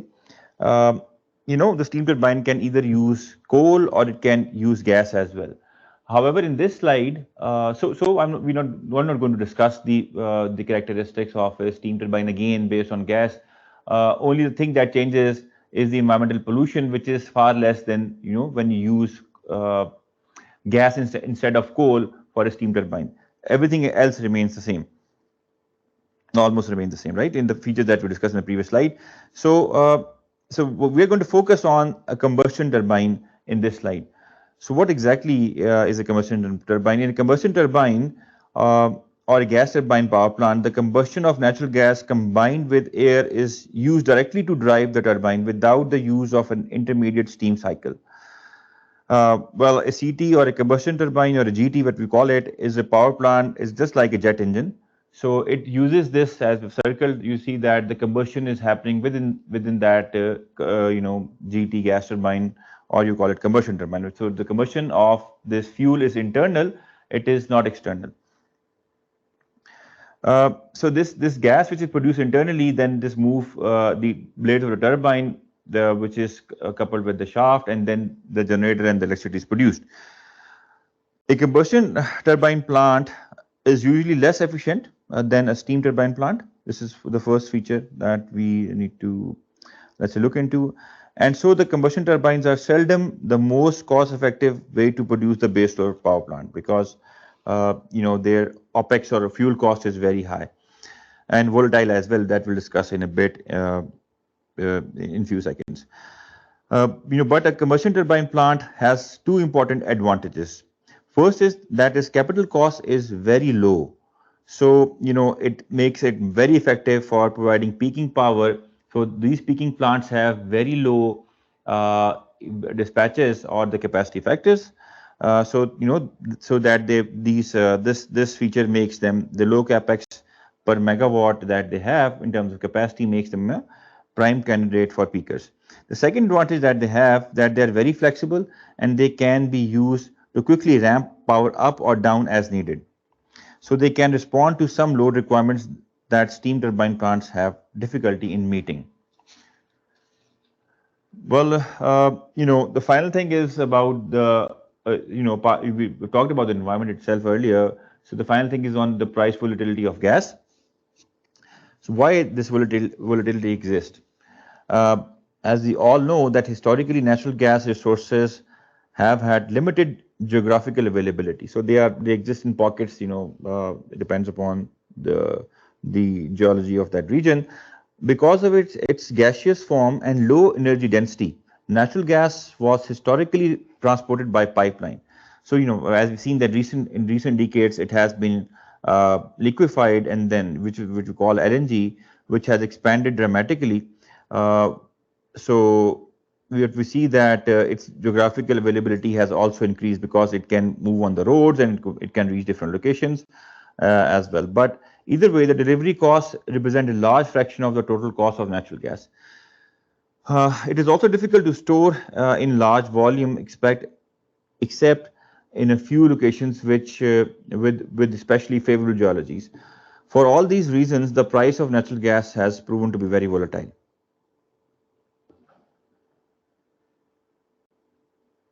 Now moving on to a combined cycle gas turbine electricity generation plant. So a CCGT or a combined cycle gas turbine plant gets its name from the fact that it combines the steam turbine plant and the combustion turbine plant into one. The two plants employ different thermodynamic cycles. The former is the Rankine cycle and the later is the Brayton cycle. Hence the name combined cycle. First, the natural gas is used to fire the combustion turbine or the gas turbine. Second, the waste heat from the turbine is captured and used to power a conventional steam turbine. CCGTs improve efficiency of the overall system by taking waste heat from the first plant and putting it to productive use in the second. Well, in terms of configurations, the system can operate in different configurations. Either, for example, in our country, we have these CCGTs in several configurations. We have 2+1, which is 2 GTs and 1 ST, 1+1, which is 1 GT and 1 ST. Each configuration has a determined generation region, operating efficiency, and ramping capability. Well, before we end this slide, I would like to also highlight the fuel deliverability of natural gas, and because of this, there has to be a careful management of the natural gas, which for the natural gas power plants. And why that is so? Because in terms of natural gas, the fuel deliverability is a more critical issue than for many other types of generation, including coal. Well, many natural gas plants receive fuel from the pipeline system, and there is often little storage capacity available in the neighborhood of the power plant. Therefore, throughout the throughput capacity on the pipeline is critical to the availability of generator. In many regions, gas pipelines also deliver natural gas for the city and the town heating systems, and these users may have priority when pipeline capacity is strained or constrained. Well, on the other side, some natural gas plants are located near seaports and receive gas piped from nearby liquefied natural gas tanker terminals. These terminals have a limited supply of storage available, but rely on a flow of natural gas shipments aligned with the fuel usage at the plant and other users supplied by the terminal. Whether natural gas is delivered by a pipeline or ships without careful management action, shortages or deliverable supply can arise that constrain power generation. So it is very important that this aspect is required to be considered. Well, nuclear power plants also adapt the basic design of a steam turbine system, but instead of burning coal, natural gas, or oil in the furnace, so it is the fissioning of the atoms of uranium that releases energy to boil the water and produce the steam. So heat from the reactor drives the steam water cycle, which drives the turbine itself. Well, some additional insights that we're going to talk about, apart from the characteristics that we have discussed for the steam turbine earlier, is that the nuclear plants are very capital intensive, while the operating costs are usually very low. Therefore, nuclear plants are typically employed as base load units. Since most nuclear plants are not intended to be load following, they are usually not designed to adjust their level of output more frequently. However, as I discussed, highlighted earlier, that in France, so there's a different example in which 3/4 of the country's electricity, comes from nuclear power plants. So they have adjusted their nuclear power plants with additional costs and have made them to follow the load. Uh, so nuclear plants typically run for more than a year between refueling, and the fuel is easily stockpiled. So there is a little danger that the lack of fuel will make the plant unavailable, right? As compared to the gas that we discussed, that it is, so that the price is also volatile. It's not the case here. It gives you fuel security. It gives you the price stability as well, as far as its fuel cost is concerned. Well, as far as the environmental impacts are concerned, nuclear plants are free of major pollutants, which are common to fossil fuel fired generations such as SOx, NOx, UHCs, and CO2. However, the safe management of the radioactive material is essential, especially to avoid the dangerous release of this radioactive material to the soil, atmosphere, or water, right? Most important is the availability of sufficient water for cooling is also important consideration while siting the plants. And its safe operation has always been a concern after a few incidents that has happened in Russia and Japan with respect to the leakage of radioactivity from the nuclear power plants. And now countries are deploying, let's say, 4 levels of securities in which, apart from the earth, the nuclear plants are good enough to withstand, let's say, very intensive earthquakes, but also they can even survive the airstrikes. Well, hydropower is simple and widely used generation technology that harnesses the kinetic energy of water flowing downhill. A dam or inlet concentrates water flow in a pipe leading to the turbines that translate the water kinetic energy to an electrical generator.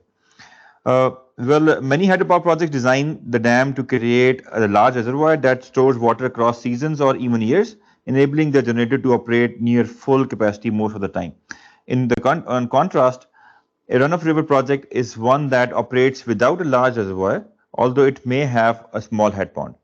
Hydropower facilities differ based on their head height, flow rate, and capacity. The largest dam that exists on Earth is the China's Three Gorges. It has a capacity of 22.5 gigawatt, followed by Itapu of Brazil, which has a 14 gigawatt capacity. Well, the hydropower plants, they are very flexible. They have very fast ramp rates. However, because they are especially the the reservoir-based plants, they do have they are multi-purpose dams. So primarily, their water flow is largely based on agriculture or other uses, and so their use in following the load or providing the peaking capabilities is at times compromised because of their multi-purpose use. These the large dams actually they do have very huge social impacts in terms of resettlements, and some claim that the reservoir based the hydropower dams, they emit what they call methane, which is a more, let's say, environmentally damaging gas than the pure other carbon dioxide or carbon monoxide.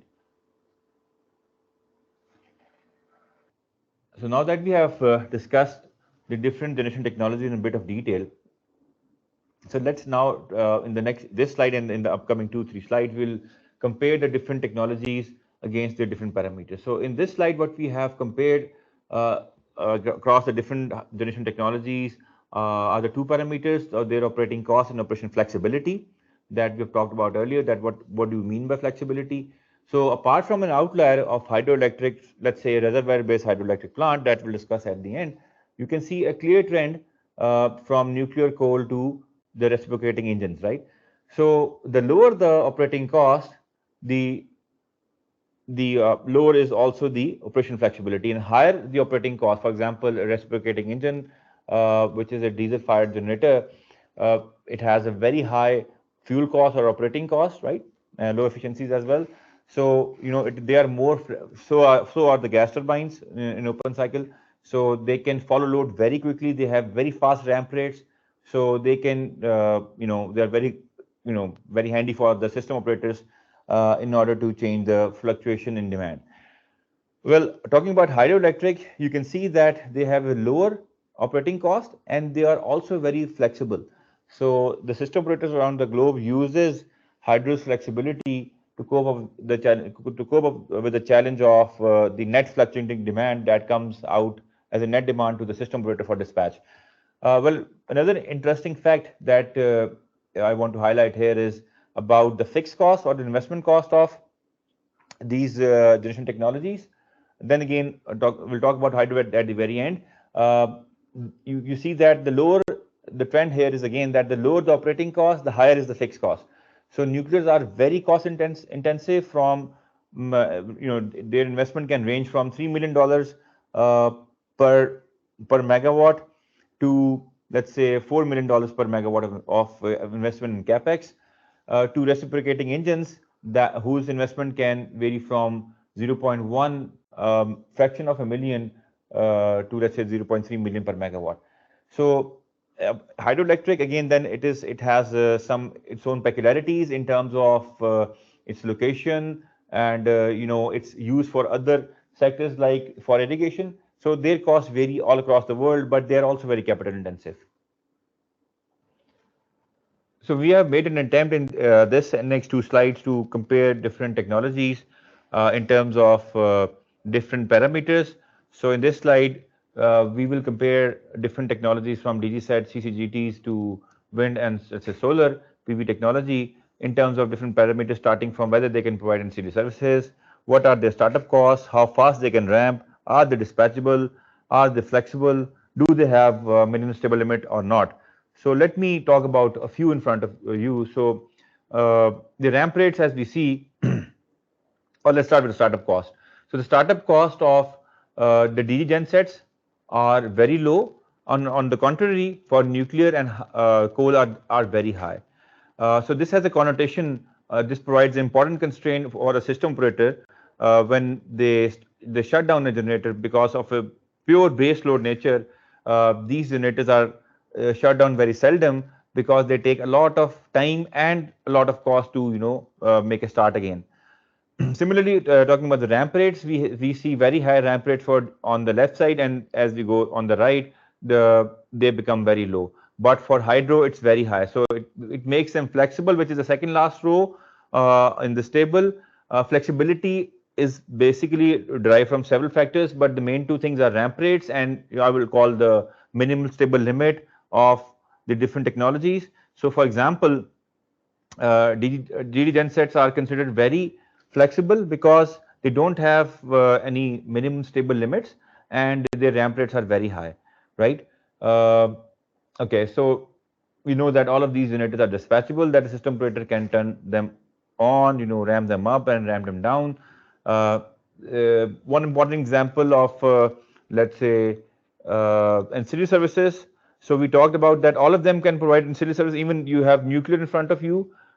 We saw that in systems like France, where 75 to 80% of their generation is nuclear, so they have changed the design of their nuclear assets to provide such services. Well, the downtime and uptime of technology is also a very important consideration in the flexibility that we talked about in the previous slide. The lower the downtime, and the uptime, the more flexible that technology is. So you can see on your screen where it is low and where it is high. Let's talk about thermal efficiency now. The DG sets can be very inefficient, ranging from, let's say, DG gensets from 20 odd percent to up to 45%. While nuclears and coal, they share almost the same frequency efficiency, up to 40%, because they are based on steam turbines. In combined cycle gas turbines, because we have a combination of the gas turbines with the steam turbines, so the efficiency really improves, which can be up to 60, or even in Pakistan we have CCGTs which have frequency up to 63%. We're talking about the lifetimes in years. The longest lifetime of reservoir-based hydro can go up to even 100 years. And for nuclear, it can range from 60 to 80 years, while others are almost the same. So it has a big connotation on the levelized cost of energy that we'll discuss in the upcoming slide. So this is the last slide of the table in which we have compared different parameters. So talking about construction time in years, we see that hydros typically, so this is basically the whole data is based on the Pakistani power system. In Pakistan, reservoir-based hydros take the longest time, between 7 to 9 years, and followed by nuclear. So based on different configurations, they have been constructed from 5 to 7 years. The VREs are the quickest to have, so are the DGs, followed by CCGTs. If you look at the capital investment in dollars per kilowatt hour, so the most expensive that you see on your screen is the nuclear, right? As far as the data of Pakistan is concerned, followed by hydros, depending upon the region that they are in, and then the coal-based machines, in which it basically ranges, if you are, let's say, importing a standardized coal, or you are basing it on a localized coal, and then you have to customize your machine accordingly. So for the localized coal, the capex is higher and the opex will be lower. Then we move on the next parameter, which is the fuel cost, based on the primary fuel rates. So it varies for nuclear and for hydro, and for the VREs, it is close to zero. So that's why it's not considered.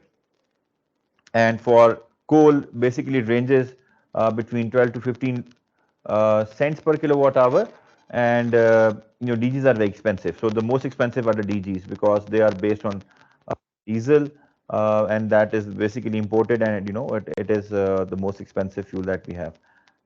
Because of low efficiency, this is the rate per kilowatt hour. Finally, we look at the levelized cost of energy, cents per kilowatt hour. Well, you make and ask the question that the capex of hydros and nuclears are on the highest side. However, the level of energies for hydro is the lowest. And why is that? Because their fixed cost is amortized over a period of, as we reflected for Pakistan system, like for 70 to 100 years, depending upon the dam and its location. Similarly, for nuclear, it's about 70 to 80 years. It concludes the presentation. We now move to the next slide. So dear participants, these are the last two slides from generation part. So in best interest of time, not go into detail of these two slides. These are the challenges of interconnection of the VREs to the grid. So as far as grid synchronization is concerned, because the resource wind is variable, and we need a stable frequency output, AC output from the wind itself. So what is being done is that this AC output which is being generated, it is first converted back to DC and then back to a stable AC frequency, so that it can be synchronized or coupled with the grid, right? So this is one important point. As far as environmental impact is concerned, yes, they do have some environmental impacts in terms of, they are blamed to kill a lot of birds of the area, and they do have a lot of noise, which is like a kind of very irritating for the local habitants. People there. So do wind turbines, they provide or have the capability to provide inertia? Well, traditionally wind turbines were not designed to provide inertia, as they lack rotating mass like conventional generators. However, with advancement in technology, some modern wind turbines can emulate inertia. so what we call as emulating inertia or synthetic inertia. So what is being done is that advanced control system in certain wind turbines can mimic the behavior of rotating mass. When the grid frequency drops, these turbines can momentarily increase their power output to support grid stability, but this comes with cost, and this has to be evaluated. Can wind turbines provide reactive power? Yeah, the answer is yes and no. Certain wind turbines, specifically Type 1 and 2 turbines, come equipped with an intrinsic ability to provide reactive power support. However, like wind turbines of Type 3 and 4, they often do not possess the built-in capability to provide reactive power support. To address this, several mitigation measures are employed, which includes providing power electronic devices like SVC, STATCOMs, and capacitors, etc. So this is our final slide on generation. I will highlight only the important points here. So as far as inherent capability to provide inertia, well, solar power, they do not provide inertia because of their design. This is because the absence of rotational mass affect their ability to support grid stability in this case. The next thing is that does solar power provide reactive power, right?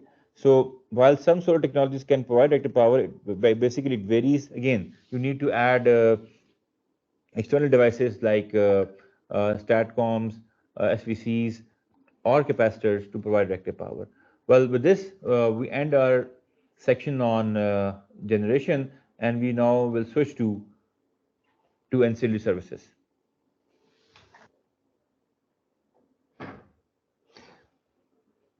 So dear participants, this is the last part of my presentation today, which is on ancillary services. Although this is a very deep and intricate topic, but in next few slides, we will try to make it easy. We'll discuss it on very high level or conceptual level, so that it is easy to understand with the perspective, so that the professionals can integrate this knowledge in their understanding of the comparative markets.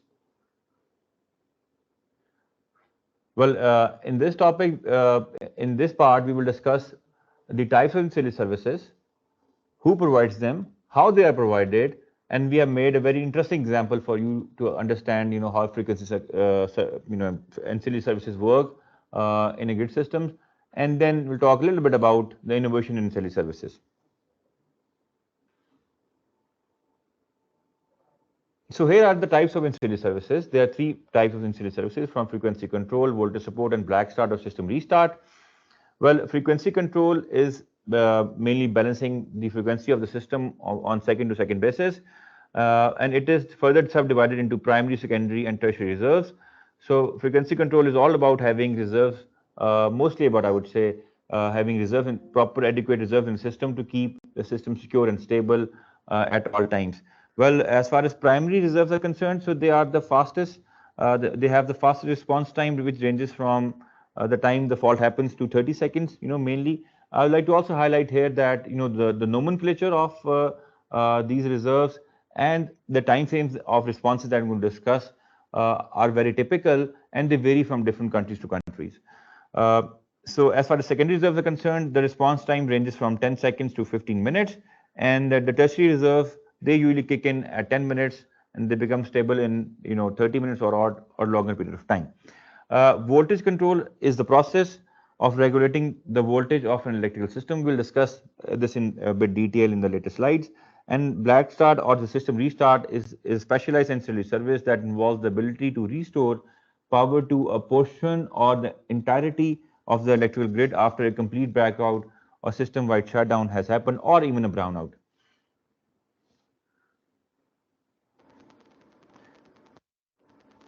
So let's start with the high-level understanding, conceptual understanding, frequency control, which is the most important part of ancillary services. So let's make an example here of Pakistani system. We have so on y-axis we have and on this plot we have frequency in hertz. On x-axis there is time. So in Pakistan we have a frequency of 50 hertz. And as per the approved grid code, it should be maintained with a band of plus minus 5%, which is, if you translate the numbers, it will be 49.5 to 50.5, right? So if I draw a band around it, so the frequency at all times on second-to-second basis actually is within this band. So this is the plot, right? In any case, if there is a fault, let's say a major fault, and it results into a catastrophic kind of a blackout, so the frequency will drop down to 0. Okay, so so this is the last thing that a system operator would like to see. In order to avoid these kind of situations that results into blackouts or brownouts, there are measures being taken. So the system operator carefully plans according to the reliability criteria of that very area or system, the reserves, which are further segregated into primary, secondary, and tertiary reserves that we'll talk about in the next slide.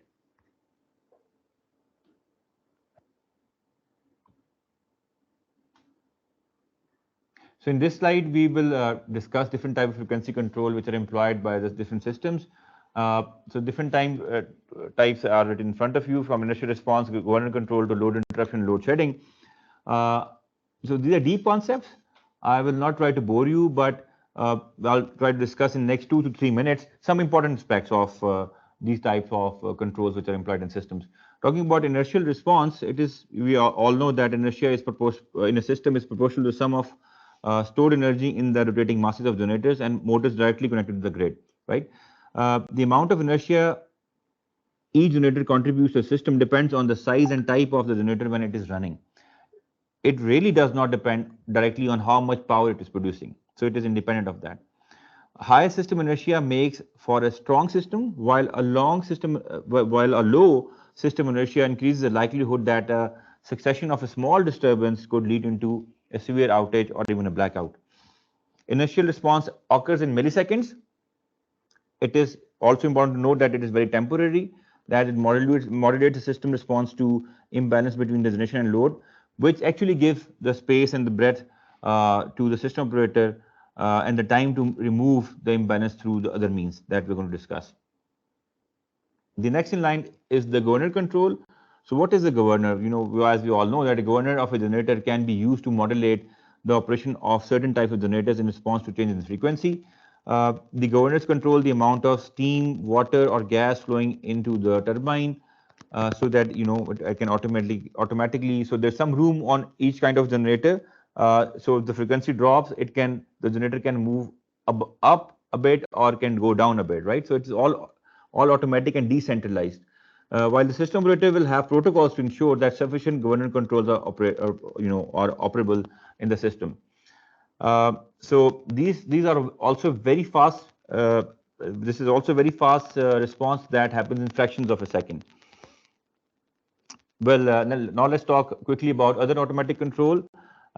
This other equipment can also be set up to automatically respond to the changes in frequency and thereby help quickly stabilize the frequency. This includes flywheels and batteries, which are well suited to providing frequency regulation. These storage devices can deliver power quickly, but are only capable of storing a low volume of energy. And this is also a very fast and quick response. Before we go into load interruption, the final thing is the dispatch control. So these reserves are mostly spinning. In addition to the other forms of automatic response, a system operator will have at its disposal the ability to direct certain generators to increase or decrease their output in order to match total generation to the load. Some generators are put under system operator's direct control in order to provide the fastest response. Other generators are on standby, ready to respond to the operator's instructions. Well, so the last point before we go into the load interruption and load shedding, this is important about the size. What people ask that what are the factors based on the reserves? These reserves on the system are basically sized on. So it depends of several factors, but I'll discuss the main. So first of all, it's the size of the largest incident in terms of, for example, the size of the largest transmission line, which if it is rejected, if it has a fault on it, how much load can be rejected, or the largest generation unit, whichever is higher, right? So this is called incident sizing. The other variable based on which the reserves are based is the degree of intermittency introduced in the grid on the load profile itself. So how much, it is kind of, it is sharp, let's say going down and sharply going up, the gradients that we have, and the variability, let's say within the hours as well. So that also determines that how much reserve should be on the system. And finally, if more systems or let's say regions are integrated, just for example, Europe is a big system in which different countries are integrated, so they tend to share the reserves. So the reserve requirement in terms of percentage to the total installed capacity decreases if you integrate and make the grid size of the grid larger. So finally, a few words on load interruption and load shedding. Uh, Certain customers, as we know, that they may participate in direct load control programs or may agree to have their service interrupted when necessary, which helps to provide stability and security to the system, which is like interruptible load we discussed earlier on. This can be done on very short time scales. In some especially difficult cases, the system operator may not have sufficient reserves to match generation with the load and may be forced to shed significant batches of load without their agreement. This involuntary loss of load is very costly. We discussed that the metric of value of loss load. Um so here is a very interesting example of a system based in Europe in which we will try to demonstrate that when an outage comes in, how the primary, secondary and tertiary reserves kicks in. So we have two basically plots here which are hidden. One is the frequency plot over time, and the other shows that how these reserves comes in and goes out, and when there is an overlap between these reserves. So so let's move forward and see what happens.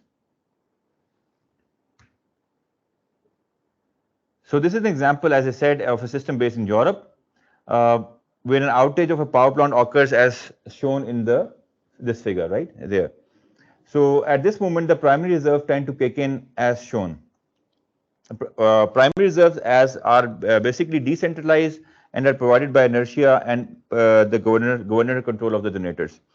Then secondary reserves tend to kick in, and the primary reserve recoup in order to prepare our system against any new potential fault, right? So this is that you see that the light pink area is shading down, and the slightly rather dark pink area is coming in.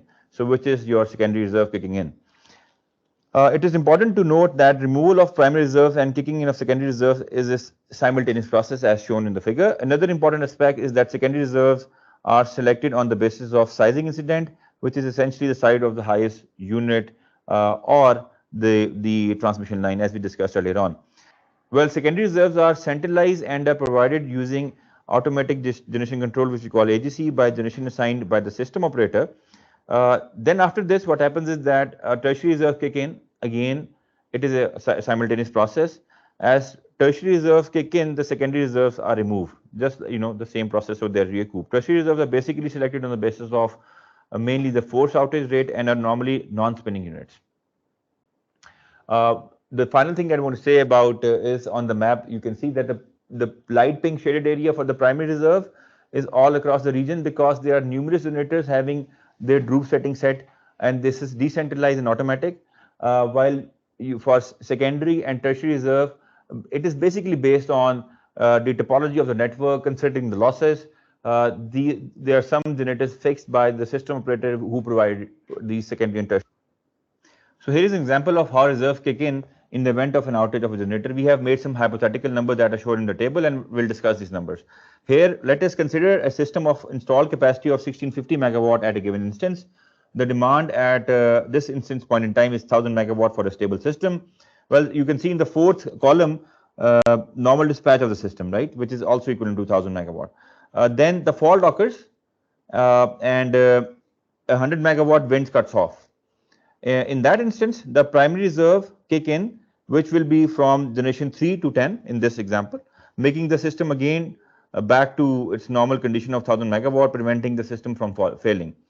Then after a few few fraction of some seconds, secondary reserve will kick in, which will be provided by generation number 11 to 12 in our hypothetical example, and the primary reserve will be recouped gradually. It is important to note that this is a simultaneous process, as we have discussed earlier on. As secondary reserves increase, the primary reserve tend to decrease at the same time. making the primary reserve in a fully restored mode, as a system can have probability of a fault again. Now, after a few minutes, the tertiary reserves start kicking in, and they are provided by generator number 15 of 100 megawatt that starts taking place of dispatch, and the secondary reserve make them again available for the for provision of the secondary reserve in terms of a new fault. Again, this is a simultaneous process.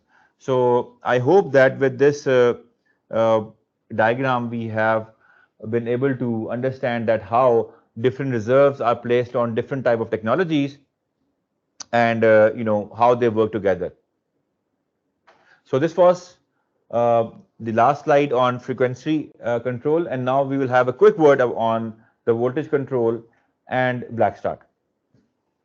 So next kind of class of ancillary services is the voltage support. Voltage support is the ancillary service that ensures voltage levels in the electrical grid remain within an acceptable range. Reactive power consumed in the system results in the drop of voltage. This drop is compensated by injection of reactive power by various sources. So the system operator develops schedules for provision of this support in order to maintain system in safe operating bounds. Certain generators can provide this support by adjusting their reactive power output that will see through by making a capability curve.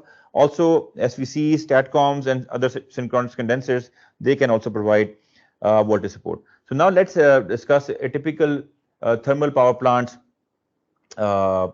capability curve. On x-axis we have megawatts, on y-axis we have reactive power, right? So you can see that this is the positive reactive power on y-axis, right? And on negative axis shows that the generator will be absorbing the reactive power. So it is producing on the positive side and absorbing on the downward negative side, as you can see on the screen. So let's take example of a generator who has maximum capability of 100 megawatt, and it has a minimum technical loading or capability of let's say 40 megawatt, right? So I will draw a line here and make the capability curve for you. So you can see that the maximum this generation can produce is 100 megawatt, and at this 100 megawatt of power that it is delivering, the reactive power that I will show you on y-axis, right? This is a bit compromised, but when we remain within the limits, so the maximum reactive power that this generator can produce increases. However, its capability to produce active power is reduced to 40 megawatt. So this is basically the trade-off that we want to discuss, that for providing, under constrained situation, the system operator may need more reactive power to save the system from a voltage collapse, voltage-based collapse. So then has to, if it needs more reactive power from this generator, so it can increase the reactive power, but it then has to reduce the active power. So this trade-off is important. Now, with this, the last thing is about the black start or system restart. For that, under, let's say, when the whole load is lost, when we have blackouts and brownouts, so in order to restart the system operator places some generators and have their capacity available so that they kick in when there is a brownout or blackout to restore the system. So with this the ancillary services section also ends. We will take a short quiz here for 10 minutes, followed by a very short break of, let's say, a couple of minutes, maximum 5 minutes, let's say. And then I will request Mr. George Jorge Burcher to come in and talk about, start his session, his presentation. Well, thank you very much, dear participants. And I look forward to seeing you in the Q&A session at the end.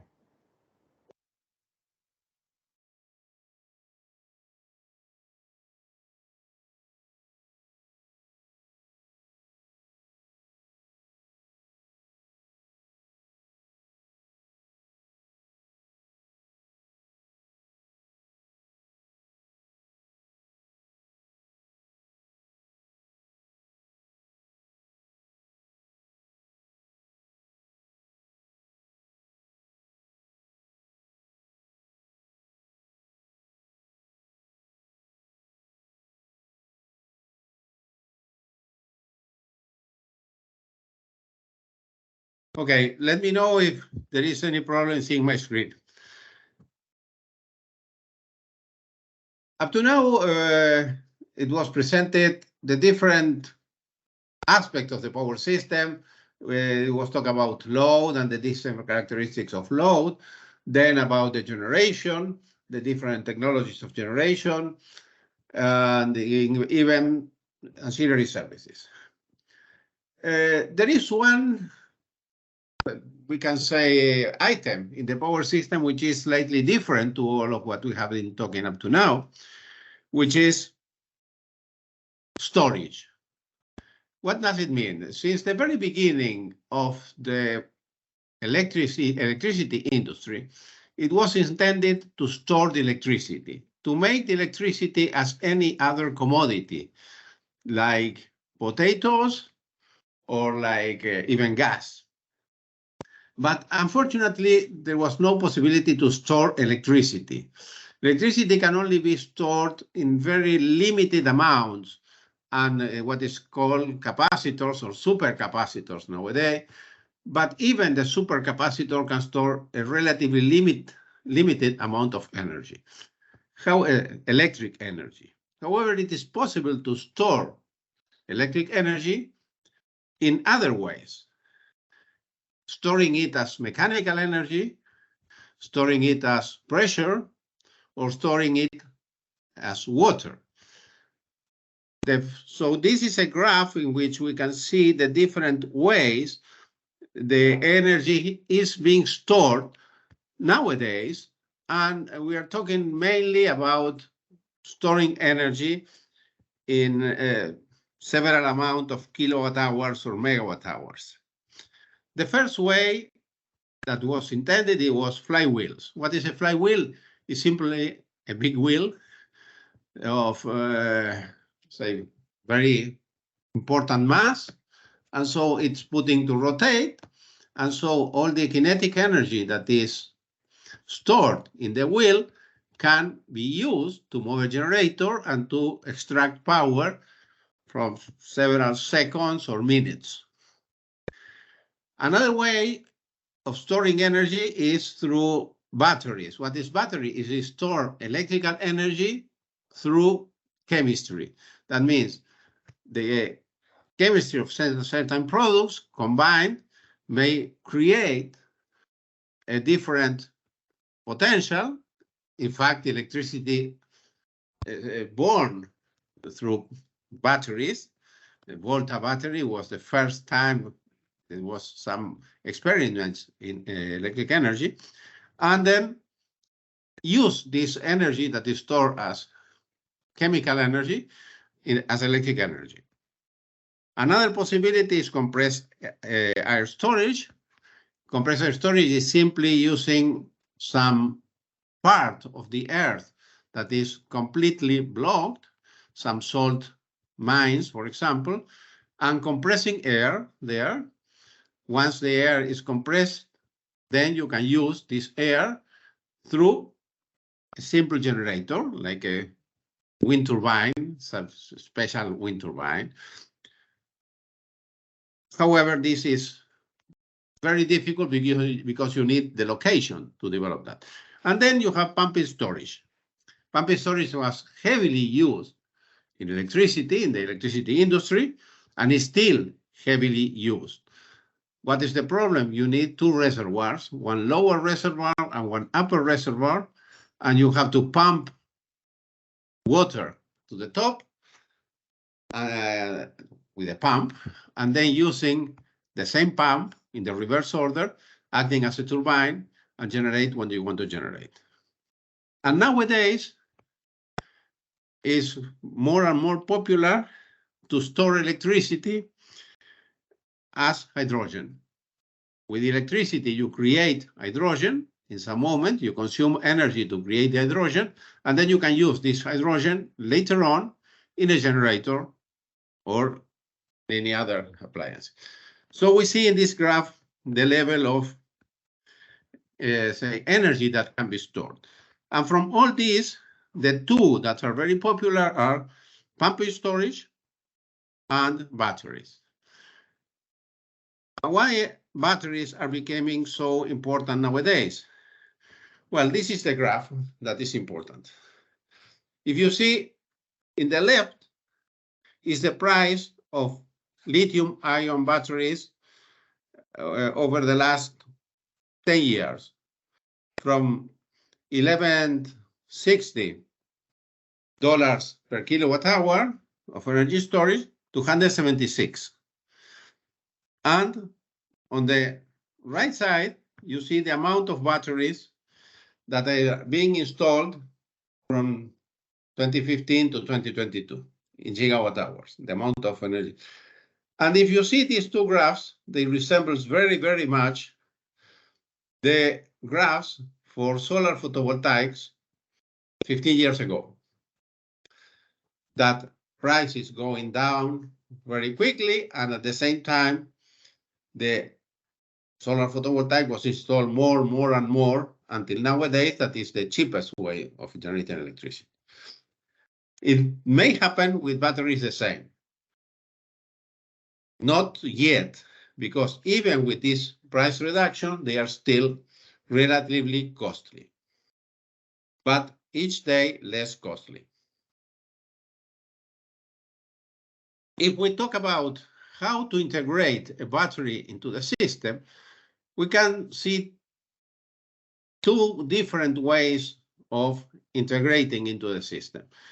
From technical point of view, integrating a battery is exactly the same as integrating any other type of generator. They do not have very much difference. There are some small technological differences, but of second order. So they are as generators. And the way of integrating is a standalone system, which is in the left, in which you have a battery, then you have a converter, and then, okay, a transformer, and you inject, the converter is an inverter, and then you inject power into the system. This is a standalone. It's only a battery that is injecting into the system, and in other moments, they are extracting power from the system and charging the battery. Then, what is happening nowadays is that, and we will see later on why, is to combine the batteries with a solar photovoltaic system or a wind system. Instead of having as a standalone system that has its own business plan, they are integrated with what is called nowadays hybrid. Hybridization is the word that is being used, in which you have a solar photovoltaic generator or a wind farm and a battery. And then through electronics, you decide if the energy from the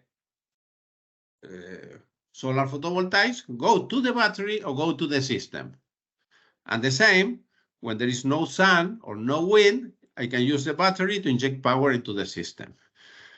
The second way of hybridization is relatively similar, but technologically, there are some important differences that is not important to see at this moment. In this case, you have a generator and you have a storage system, and the only issue is that both are connected to the same busbar.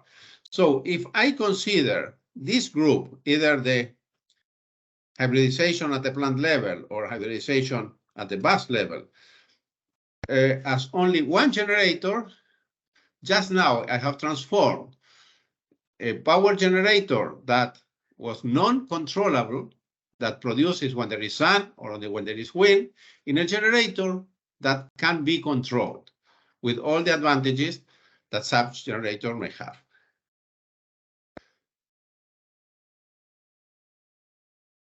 If we take a look about what are the benefits of the battery storage system to the system, okay, the first important benefit is they reduce the operational cost. Why? Because they move power from a moment that is costly, and this is normally the peak moment in which you need to run more expensive generators, into a zone of lower costs.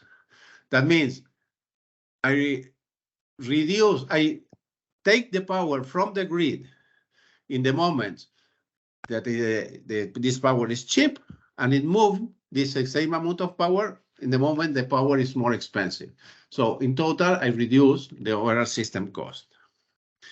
The second advantage, and it's very, very important, and is one of the major reasons today a lot of systems are being installed, is that in some moment it's not possible to accommodate all the renewable power that is being generated. Why it is not? Why? Because there is so much solar power, wind power installed that in certain moments it's more than the demand. This more than the demand seldom happens, but I need to always have a minimum part. We would not need to enter in details, engineering details. I need always a minimum part of generation that is conventional, that is synchronous generation. So the issue is that in certain moments, the addition of the renewable power plus this minimum amount of conventional generation is more than the total demand. What may I do in these cases? I may export this energy if you have the capacity, the system is capable to export energy, but in many developing countries in which the system is relatively isolated, I do not have this possibility.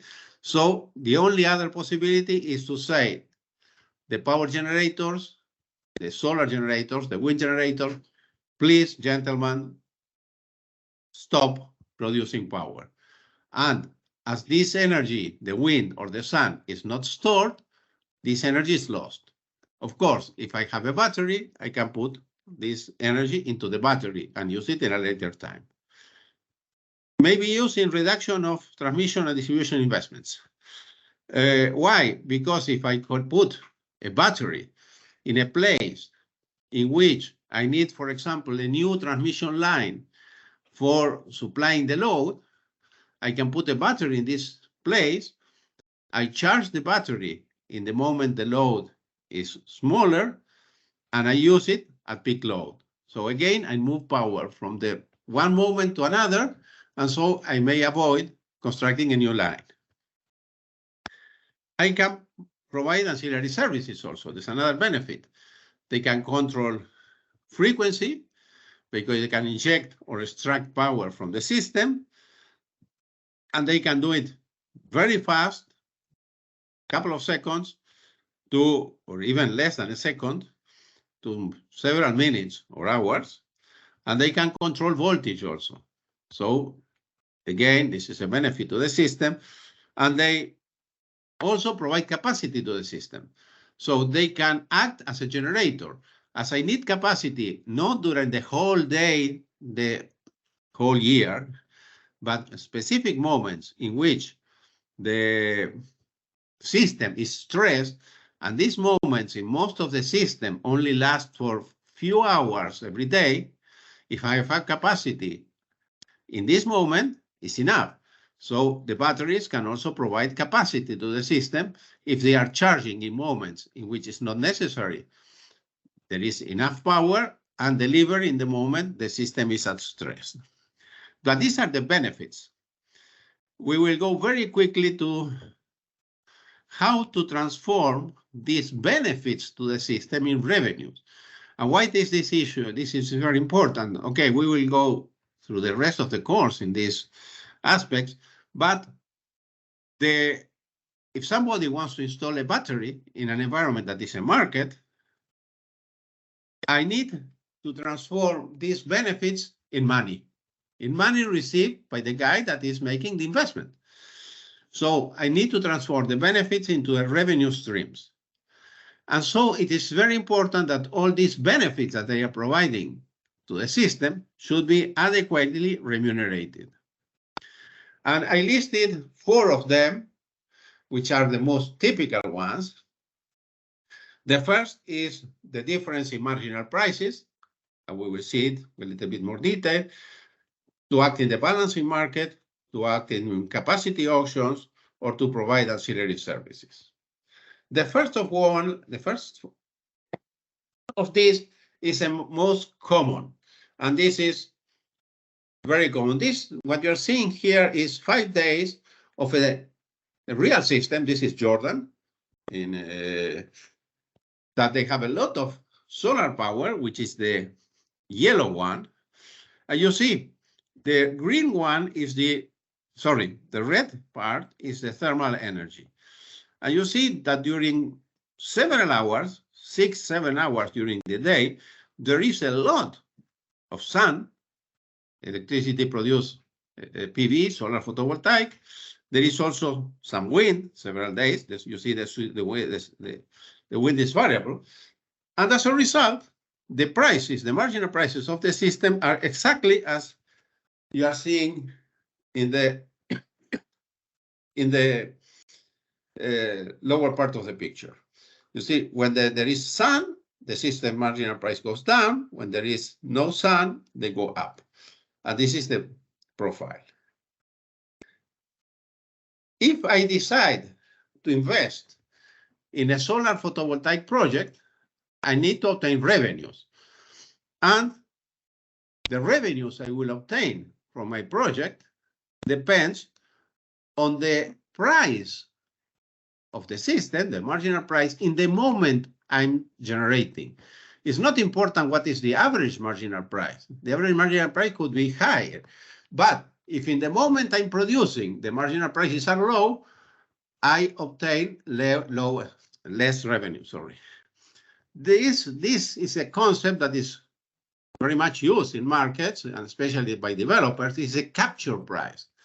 That means it's not important what is the average price, but what is the capture price of this solar photovoltaic. If we return to the previous slide, you see the capture price is very low. It's in the order of 27, 28, while the average price is probably in the order of 35, 36. But due to the fact that there is a lot of solar power, the developer of solar power is obtaining less revenues. So they captured a lower price. If we say this, to see this, if the developer installs a battery, they can use the solar power to charge its battery and to sell this power in the moment the marginal price is higher. So this is one of the reasons of installing batteries. And this process is called arbitration. That means charging my battery in the moment the price is low, discharging my battery in the moment the price is high. And as I said before, this is particularly important in the case of solar power, mainly solar power, also say wind power, but mainly solar power, because of this effect that the capture price is very low in systems that has a lot of solar power. And nowadays, more and more systems are installing more and more solar PV, so this issue appears in all of them. The second source of revenue is working in the balancing markets. Okay, we have not been discussing yet the balancing markets, but it's basically how to balance the energy you have sold with the energy you are producing. Okay, in the case of renewable energy, as you cannot control, this is always a problem to balance your position, and gain batteries can help in this, and they can provide this service, charging for the moment they are requiring this balancing, or they can sign long-term contracts with developers that have solar generation or wind generation.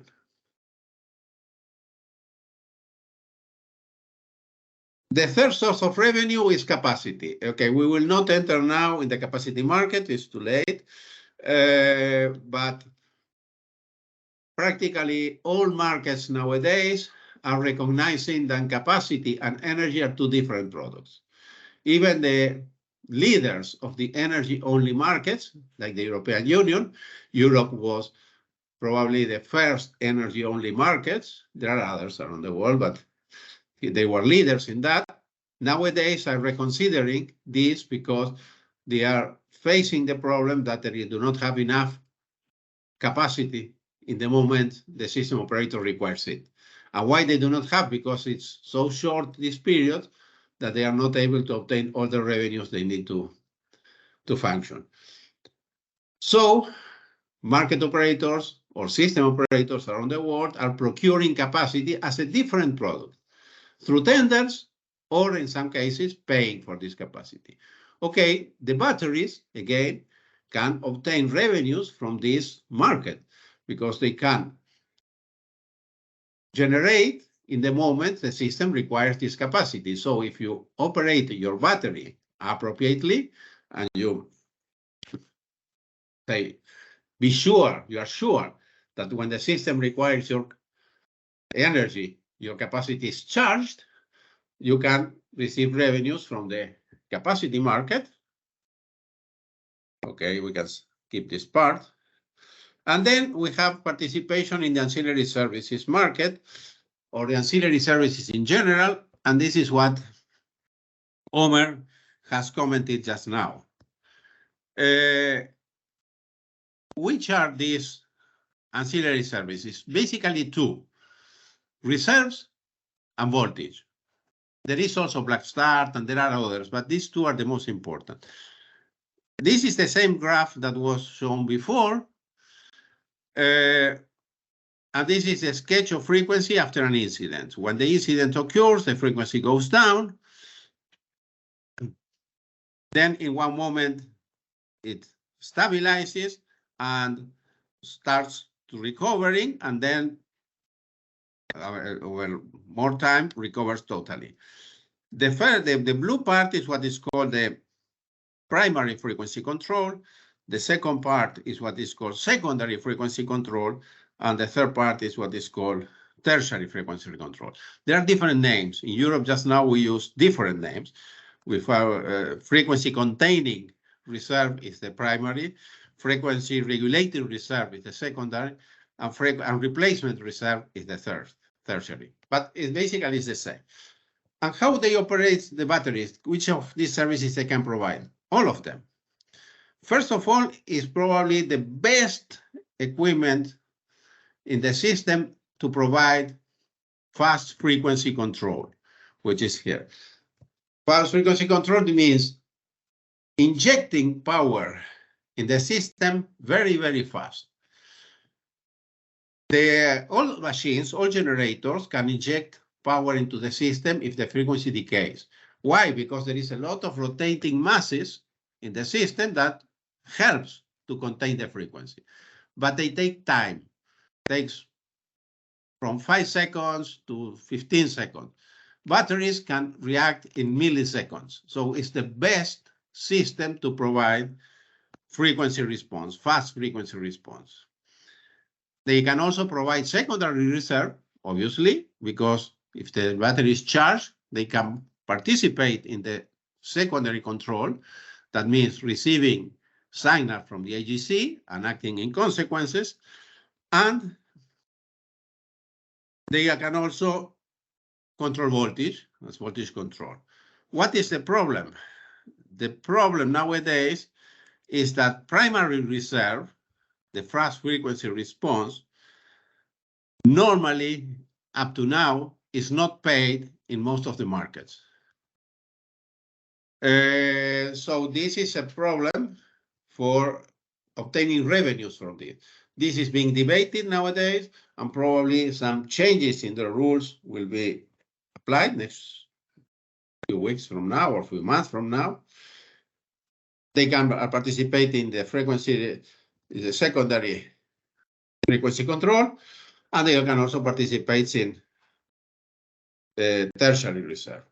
But as I said before, and voltage, they can control voltage, but again, voltage is an ancillary service, very important, but not remunerated in most of the markets. Finally, I present this is for the Italian system, and these are listing all the sources of revenues for a battery system, and that means from long-term contracts, from day-ahead and intraday markets, from imbalances, for balancing platforms for blood procurement of ancillary services in the long term. This is not implemented yet. Frequency control, capacity, long-term procurement of capacity, and capacity market. This is only to explain you in 15 minutes the most important characteristics of the batteries. So I return the control to you, Omer, and we are open to any question in this or this.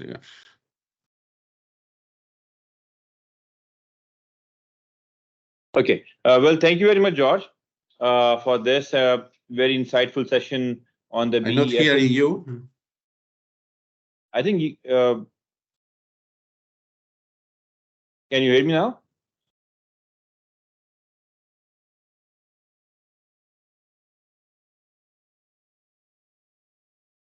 Okay, okay, great. So, George, can you hear me now?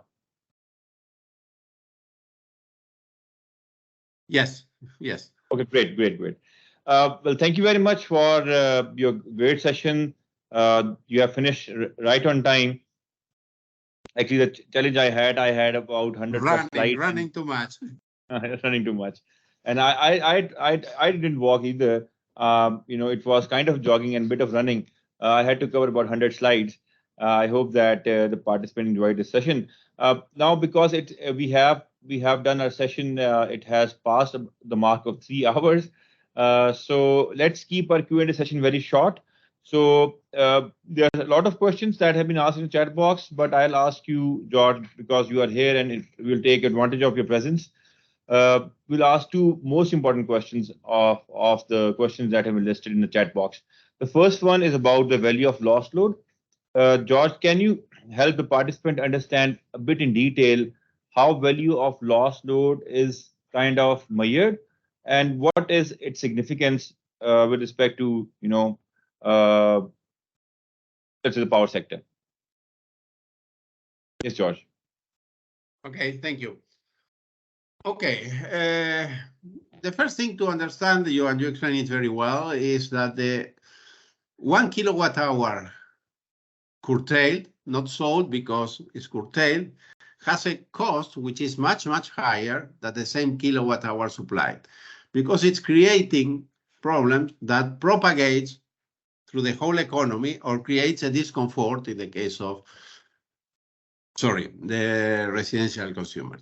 So how you can calculate it? There are several methods that try to estimate indirectly this value.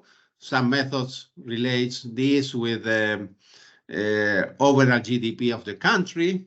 Some methods try to estimate the aggregated value of the industrial sector, but all of them are proxies, and the actual value of loss load can only be revealed through polls. That means inquire the people about what is the cost they suffer for an interruption. It's relatively simple, although it requires a lot of time to explain to the industrials to obtain the cost of non-served load in the industrial sector. Why? Because every time they do not have, practically nowadays, all industries use electricity, practically all of them. So if there is an interruption, there is a cost associated. There is revenue that they are not receiving because they cannot manufacture products. They have time to restart the industry until when the power comes again. And so you can ask this cost with trained surveyors, and you can obtain a value which is depending on the type of industry. Then for commercial sector, the commercial sector, well, it's more or less the same, although the commercial sector normally is divided in small commerces and large commerces. Large commerces follows a procedure similar that I have described. For small ones, a method similar to the residential users. In the case of residential user, to be very quick, sorry, you need to ask how much it costs you 1 kilowatt hour that I could cut you. But if you ask this to people is not capable to answer this type of question. They do not know, they do not understand, they do not know exactly what a kilowatt hour is. So the way of doing that is indirectly. The surveyor goes there and asks them, okay, if you have an interruption of 1 hour and the company offers you 20 rupees, you consider this correct or incorrect? You accept it or not? Then you ask the same question to many, many people and you infer the cost. Or you ask them the opposite question, which is, okay, I offer you a premium service that I guarantee you will never be interrupted. This premium service costs 3,000 rupees per year. You will accept it or not? If you ask the same question with different values to different customers, and then you process statistically the answer, you can obtain very good, say, values or proxies of the actual average cost of the energy not served. Because right. the cost of the energy not served is totally different from one consumer to the other. So the important is the average. Yeah, so can I interrupt you here and ask you a leading question? So we understand that you do the best method that you said is through a poll by asking questions. However, please discuss with us that what is the significance or use of this information of VLL? So if the VLL is very high or low, so how, as a power sector professional like us, can use this information? Okay, you can use this information basically for two reasons, or three if you want to say. The first reason is for planning.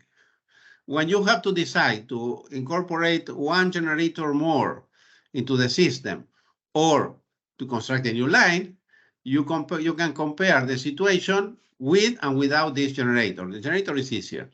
So you run say, mathematical program, optimization program, like Plexos, like SDDP, or any of these programs.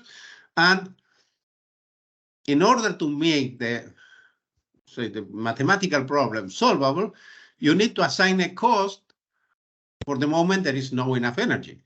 If you assume that the demand is constant and there is no enough energy in the system, in some moments, okay, you put a fictitious generator with the cost of non-supplied energy. Very expensive generator that only runs when there is no other possibilities. So this is the first use for, that means for planning. The second use is for defining the market price in markets. Because when there is a demand that is higher than the sum of maximum offers received, what is the price?